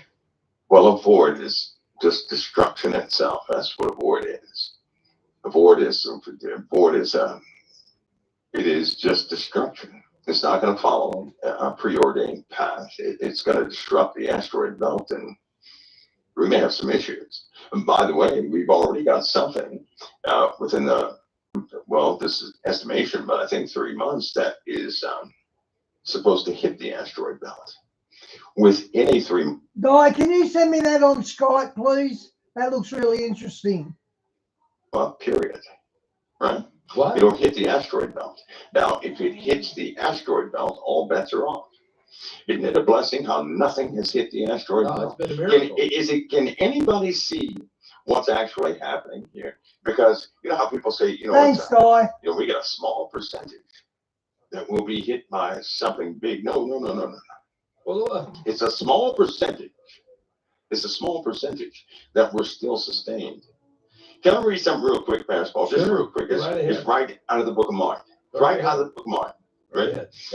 This is Mark 13:24. But in those days and after that tribulation, the sun shall be darkened, the moon shall not give her light, and the stars of heaven shall fall, and the powers that are in the heavens shall be shaken. And then shall they see the Son of Man coming in the clouds with great power and glory. And then shall he send his angels and shall gather together his elect from the four winds, from the uttermost part of the earth to the uttermost parts of heaven. Now here's the issue. If he sends his angels and he gathers together his elect from the four winds, from the uttermost parts of the earth, that means they're still here on this earth, right? That's right. And if we go back one, then the tribulation of those days. Thanks, I just got it. Because only after the tribulation of those days will the sun be darkened, the moon is not going to give light, and the stars going to fall. And then after that, they're going to see the Son of Man coming in the clouds. That's right. And then after that, he'll gather together his elect. But here's what he said. He's going to be this horrible time. Going back, he said, for in those days shall be affliction such as was not from the beginning of the creation. That's right. Which God created. Unto this time neither shall be. So it'll be the worst time ever. Earth worst ever time had. ever. Right. And God's children are right here on it. Now here's what I believe. Right? Here's what I believe. Because Jesus also said that the world knew not until the flood came and took them all away. So shall also the coming of the Son of Man be. I think the coming of the Son of Man, when he says that, is a duration of time, which means the world is not going to have a hint it's over. They're not going to have a hint of what's about to take them. Until it's too late. And if we follow the world, we're not going to have a hint of what's about to take us. No. But only by way of prophecy and insight from the Holy Spirit are we going to know. Because, there's something I saw today and yesterday, briefed on last week. Just because the world does not know it, they can never react by it. There are things that if people knew, they would fall apart. Put it that way. And we're going to see that manifestation in February, part of it. And you'll see exactly what I'm talking about, because without a warning, it doesn't exist. And then when it happens, it's not like it just happened overnight. If we have a large earthquake, a large one, right? It's not like it just, happened out of the blue that one moment. No, it's been building because up we've been anticipating. Matter of fact, we're overdue really on a lot of these. We had the Boston. Okay, we had the earthquake. It shook Boston this week, Mike. Remember, you've been telling us about that Northeast. Yeah. You've been saying, hey, there's a fault line that runs right through there, and it's this one day. Here it is. There are. And so if my issue is that some of these events, there is no warning, because the warning that people are looking for, they've already had the warning. Weather is one of them. Yeah. Right? People aren't preparing for a flood. They're not. No, not at all. They're not preparing for a flood. They're not preparing for droughts. Some of these people have wells, and when they don't have no more water in their well, and the city water's out, on the East Coast, there are certain municipalities, Pastor, that have no more water. Really? Sort of like what we just saw in California when they went to like that. They don't. But in this case, though, the water's not turned off. They don't have it anymore. Don't have it. They don't have East it. Coast. You're talking East Coast here. On the East Coast, in certain municipalities, the water is gone. I'm hearing that New Jersey might be. I'm hearing that New Jersey could be real low. I'm hearing that some other parts, like maybe even further down, Virginia. Maybe. There's contamination. There's lots of contamination, lots of saltwater intrusion, but the fresh water is gone, despite the floods. Right? Yeah. Despite the floods. And now we're going to see large floods where 3 and 4 states are completely flooded. Can you imagine going out in Georgia, right? And there's an inch of water everywhere. And then it goes away within 4, 5, 6, 7 days, only to come back a week later. Is it fresh water? Are we talking fresh water? We're talking about rainwater. Okay. Do you know what's going to happen to our infrastructure when the ground is saturated? It's going to collapse. And the water, bridges, roads. It's going to happen all over the place. And then the sun, the intensity of the sun, everybody's going to feel it. Di, can you send that to me on Skype as well, please? That looks pretty good too. On their skin. Everybody's going to feel it. It's going to be intense. It already made people sick last year. Yeah. It'll do twice as much this year. These things are not declining, is my point. Yeah. They're increasing. All these things are increasing. It may change from, we had 1 year, we have, lack of water and sinkholes. The next year we have the sun and storms. The next year is something else. But my point is, we're being ripped to shreds piece by piece, and it's not going backward. Right. Talking about sinkholes, you see that one? It was in Tokyo, which is huge, and then there's still some guy down there for 3 days. They can't get him out of there. You talk about the sun baking us. We've seen the heat waves, and then I think I heard you say that. Hey, the summer of 2025 is even going to be hotter than 2024. It will. Which makes it a tinderbox. Yeah, and then we got the wildfires are burning. Yet we have floods that are up in the mountains of North Carolina. That's right. So, that's right. It's so extreme. And then the bitter cold blast. It snowed in Florida, Mike. It snowed in Florida. 10 inches of snow. You said... That's a norm. That's a norm you guys have to get used to. I see that. So what you're saying is these extreme weather conditions. I know you've been telling us this for about 7, 8, almost 10 years. Thanks, Di. I remember you telling me this. St. Paul is going to be straight line winds, 130 mile an hour. Yeah, we just hit California 100 miles an hour. With wildfires in Santa Ana, we see 130 mile an hour winds blowing bridges over in Alaska. We've seen 140 mile an hour winds in Iowa last year in the spring. We're seeing floods in mountains. We're seeing droughts in places we didn't think we'd ever see it. Really, when I think about what you've talked about. Diane, I might do that tomorrow. Look up stuff about the Deagle report. If there's enough on YouTube, I'll do that tomorrow. Okay, so can we talk about what's causing all this? Is this Planet X, is this situation causing the sun to do these incredible things that's affecting the earth? It's prophecy. Is that what's happening, Mike? Or is there more to it than just Planet X? I got a thing here today. They're expecting to see it with the new telescope this summer. I read a dissertation, basketball, the reasoning behind certain ambitions trying to find planet X is because they cannot explain the activity of the sun. Right? So, yeah, they can. They cannot explain it. They cannot explain the weather phenomena on the Earth and what's happening to the tilt of the Earth. They cannot explain it. They cannot explain the tilt of Saturn and Jupiter and Mercury and Mars and Venus and all these other. Our whole solar system is going, it's going haywire. Right. But it is prophecy. When in the Bible, when it says the powers of heaven shall be shaken. Right. Everybody just think of something. If Jesus says that in the end, the powers of heaven are going to be shaken, that means all this time, the powers of heaven have been what? Stable. That's a good point. They've been stable. Yes. They've been stable. They've been held in place, just like the Lord said. Things have been held in place to this present time. So, which leads me to believe a day will come, and it will come quickly when he'll just let go. Then we will see randomness. Then we will see random because he's not going to hold things together. So the reason we have stability is only because of him. Listen, we're not talking about statistics as far as activities of humans. We're talking about what God is actually controlling. So when he allows things to just go random, that's like Satan. The beast kingdom cannot rise until God says, okay, go do your thing. Satan can't do a thing. He can't do a thing by himself. No. But when God allows him to operate, you better believe he's going to take full advantage of it. So, right? So Mike, are you serious that we're seeing the prophecies of the Bible?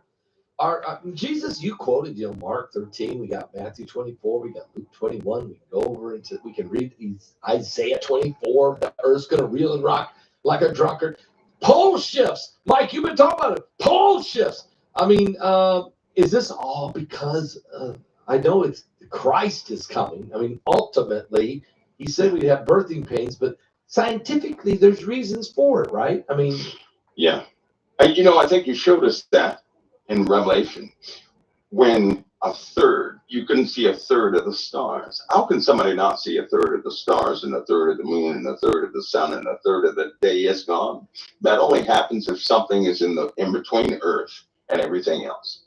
So something in Revelation positions itself in the sky that we can only see, that a third part of it is blacked out. That's right. Right. A third part of the sun is blacked out. Something is in between the earth and everything else. And that just so happened, that's when the bottomless pit is open, when that thing is up there. That's when the bottomless. Now, do we have potentials of these things happening this year? You better believe it. There's always a potential of that happening because there are things out. For example, they just found a very bad thing too close to our solar system. It's called a magnetar. Nobody wants a magnetar close to the solar system. No. Nobody. That will just that is, you're talking about some terrible. Okay, that does sound like some doomsday. What they call it? A magnestar. Destructive power, right? It's getting the strangeness. Pascal's getting so bad. When President Trump came out, he said, those things that people were saying in New Jersey are, these are approved by the FAA. And they've been, doing things up there, right? Right. Some of our stuff, they've been doing things. Yeah, he said if you listen to the language, here's the issue. He told the truth. He did. Mm-hmm. He told the truth because it was a mixed bag of things. The problem is, for example, last night, the same sightings have been happening all over the earth. Okay. And it's not ET. It's not what it is. No. And when you have stuff under the water, right? Except this time, mark my words, death will soon be accompanied with these sightings. If you take them throughout history, these things always appear before great wars. They appear before World War II. And they appeared before World War I. They appeared before the great battles in Alexandria, right? In Rome, people wrote about them. The same exact things, right? They're like vampires. They always appear right before a major war, always. And people see the exact same thing, these little lights in the skies, lights in the waters, shields, they used to call them shields, and it's the same thing. Same thing, a manifestation, because every time we're about to have a great big war, it just so happens that people lose their morality. There's a lack of faith among the population every single time this happens. Every single time. I personally believe when people have a lack of faith, demonic entities, fallen angels, take full advantage of it, because then nobody has armor on, right? Who does not have faith. And they can, God, if God wanted them gone, they wouldn't exist. So you better believe they're here to be the wolf outside the fence line. The Lord told us to say it, stay inside of. Yes. It's a time like never before. Mike, I got to ask you about the asteroid. There's just been a revealing a newly discovered, what they call the Christmas asteroid. It's the name of the asteroid actually is something BP6. I forget what it is, but it's about the size of a football field, and for the first time they're saying it's going to has a 1.2% chance right now of hitting the Earth. It's coming straight at us on December 22nd, 2032 at 5:25 a.m. It may hit the Earth. That's 7 years. Now we got Apophis in 4 years. This is in 7 years. I'm just gonna. Is this the Revelation 8? Looking forward to reading it, Di. I love that stuff. 8 boom boom. The two, or are we gonna get hit with this thing, or is there more to come, or what's going on? There's a whole lot more to come. Likely before that, if something hits the asteroid belt, nothing is going to keep its orbit. Everything is going to be shifted coming into our solar system. What is going to hit the asteroid belt? What are you talking? Nibiru? Within the next 3 months, something is going to hit the asteroid belt within a 3-month period. We're going to have an impact with the asteroid belt. When that happens, there are going to be too many. There are going to be too many different rocks all over the place, and then that's going to set some things in motion that nobody expected. But within a 3-month period, we'll see that event. Okay, there's pretty high confidence of that. Pretty high confidence. Now we've not heard about this. This is no, you're not going to hear about it. Is this the Kuiper belt that's going to get hit with whatever this interstellar entity that's going to hit it, or? Well, I assume with these ring rocks in our solar system and around it, due to its trajectory, if it hits the asteroid belt, right? If it hits it, it's coming in at a pretty shallow angle, which means it will likely hit. It may hit more than one. If it hits one of the outer belts, it will certainly disturb everything else on the inside, right? Okay. So either way, it's going to cause some problems. And it's not by itself. Right? I doubt if you see anything like that published. No, but I guarantee you there will be some surprise, some unexpected things. I tell you, Trump is at the helm for a reason, and it's not for a party. It's not for a party. I like that. I like what you're saying. He truly likes this. He loves this country. Yes. Despite what people think about him, he loves this country. He really does. Yes, he does. And before the Lord does anything to a nation, he will always put somebody in charge of that nation that's able to stand up during vicious times, to lead the people through vicious times. God will never allow, things to take place in a nation when we have weak leaders. He never has. But he'll always assign a strong leader that will continue to drive the boat through some pretty critical things. And unless all we have to do is open our eyes. We know America has not been upholding the living God like we could. I agree. We've become complainers and murmurers, and we're fighting to kick his name out of everything. And so it was coming in the first place. It was. But the correction is for us. Israel, they are corrected throughout the word of God. Yes. We're going to be corrected too, because we were given the same privilege. Almost the same privilege Israel was given. We were. Yes. And we dropped the cup and adopted another, just like Israel did. And we're going to have that same correction. I believe that because of the saints, we're going to have correction, not utter destruction. I don't believe in the utter Amen. destruction. I do too. I know we're going to be corrected, but the Lord is going to do a purging, and it's coming, and nobody can stop it. I believe we have a strong leader so that this nation will still be somewhat intact afterward. So we have somebody with a sensible head that has a vision for this nation, which means if Trump is that person, then, well, then, you know, whether people like him or not, he's assigned. And it He's also assigned, means period. that we're going to be going through this difficult period. Oh, we're going through it. We're going to get. I do believe that Trump went through training. He went through all that persecution and everything else. It was not the devil who preserved him. No, it was the Lord. Because see, the people seem to think you have to be, you know, you have to be holy like Melchizedek to be selected by God. But if you take note, God selected some humdingers, didn't he all? Yeah, no one thinks that. The guy God selects must be a holy guy. No one thinks that. That's just putting thoughts in our minds. Brought the word of God. Yeah. Moses stuttered and stammered, right? He went to go get Aaron to say everything he needed to say. You know, you had cursing apostles before they were apostles. The peeping Tom David, King David, he was a man after God's own heart. Right. That's right. But because The peeping Tom David. I got to read up about David. I didn't know he was a peeping Tom. He always went back to the living God. Samson, the wisest person that ever was. He was so smart. He had 1,000 concubines. That guy went to Solomon. Anyway, the basic message is that this is God's creation, and God may select whomever He so desires. So in other words, what you're saying is He is God. I mean, a lot of times we try to tell God who He needs to be. No, He's God. We need to do what He says. I think we get it backwards sometimes. We get so religious. We get so religious. We tell God, hey, God, you got to do this because you're God, and we're telling you what you need to do. It's like, wait a minute. If He's God, then He's God. And that means He's in control, and you need to do what He wants you to do, not tell Him what to do. So, yeah, maybe we're getting ready to get a real education in this thing. We are. And Christians, you know, a real believer, they shouldn't fear. They shouldn't fear because everything in the end times is not to frighten a believer, it's to deliver a believer. The rest of the people should be frightened because we all know things are coming to an end. What generation, Pastor Paul, do you know of that was born with prophecy inside them? But the generation we're in right now. Amen.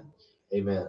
And we're seeing born with prophecy inside of us. Yeah, we're born with it. We're the prophecy generation, really. I mean, we tried to say, nah, couldn't be, but guess what? Things came anyway. We're right where we are for things happening all around us, despite our acceptance of it or not. We knew it was coming, and God called us all in these directions. I know people have quirks, but we're here. We're here.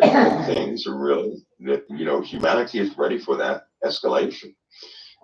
There are certain people, God will not allow the world to take a specific path to drag down the rest of His children. He'll stop everything before that happens. And we're hitting a point now. We're hitting a point. You know, Jesus said, I'll never leave you. I'll never forsake you. I'll go with you all the way to the end of the world. So, you know, he knew there was going to, I mean, when you look at Jesus, when they asked Jesus in Matthew 24, can you tell us the sign of thy coming to the end of the world? He didn't say, well, it's going to be roses, it's going to be blooming, and the sun's going to shine, and there's going to be. That's right. He went down a path of things. If you read Matthew 24, you know, you're like, whoa! But that's kind of where we're at. And we're living in this day. It's the birthing pains of the coming of the Lord. And it is. Let's just not be afraid. We shouldn't have any fear, should we, Mike? No fears? No. In the Civil War, you know what they said? A lot of Christians in the Civil War said, we're going to be raptured. You know, I'm not going to be here. And people tried to accuse people dealing with the rapture. But see, somebody has said, Mike, do you believe in the rapture? I said, I believe in the Word of God. So how you describe the rapture that's in the Word of God, it's going to happen whether people believe in it or not, but it's not going to happen according to the timing. No, you're right. It won't happen that way. It's His time. When things are unfolding now, it's just that until it comes to the front door of a person, they'll say it's not happening. God will not fail to get His children. But I got a message for that. No one ever has to worry about Christ being late for them. Oh, see, some people want to go in a hurry like He's not coming. No, He's coming. Wouldn't that be, if Pastor Paul, if you told everybody that you're going to pick them up at 8 o'clock, your family, and it was 9 in the morning, but they called you every 15 minutes saying, Dad, you come to pick us up, Dad, you come to pick us up, Dad, you come to pick us up. You would say, listen, do you guys trust me? Did you hear what I said? Do you believe I love you? Right? Because that would be annoying, right? Right. That's doubting. That's so nobody has to doubt. That's a lack of faith. That's right. That's right. And nobody has to doubt the Messiah. Nobody has to try and escape anything because he made a promise that he would deliver us all. Amen. You don't have to escape anything we're being delivered from. And everything is purposed. So every day we live our lives. Nobody has to escape. Sometimes we still operate by fear because we're afraid to take a step by faith. But I'll say something to the audience. One step of faith will start to defeat fear forever.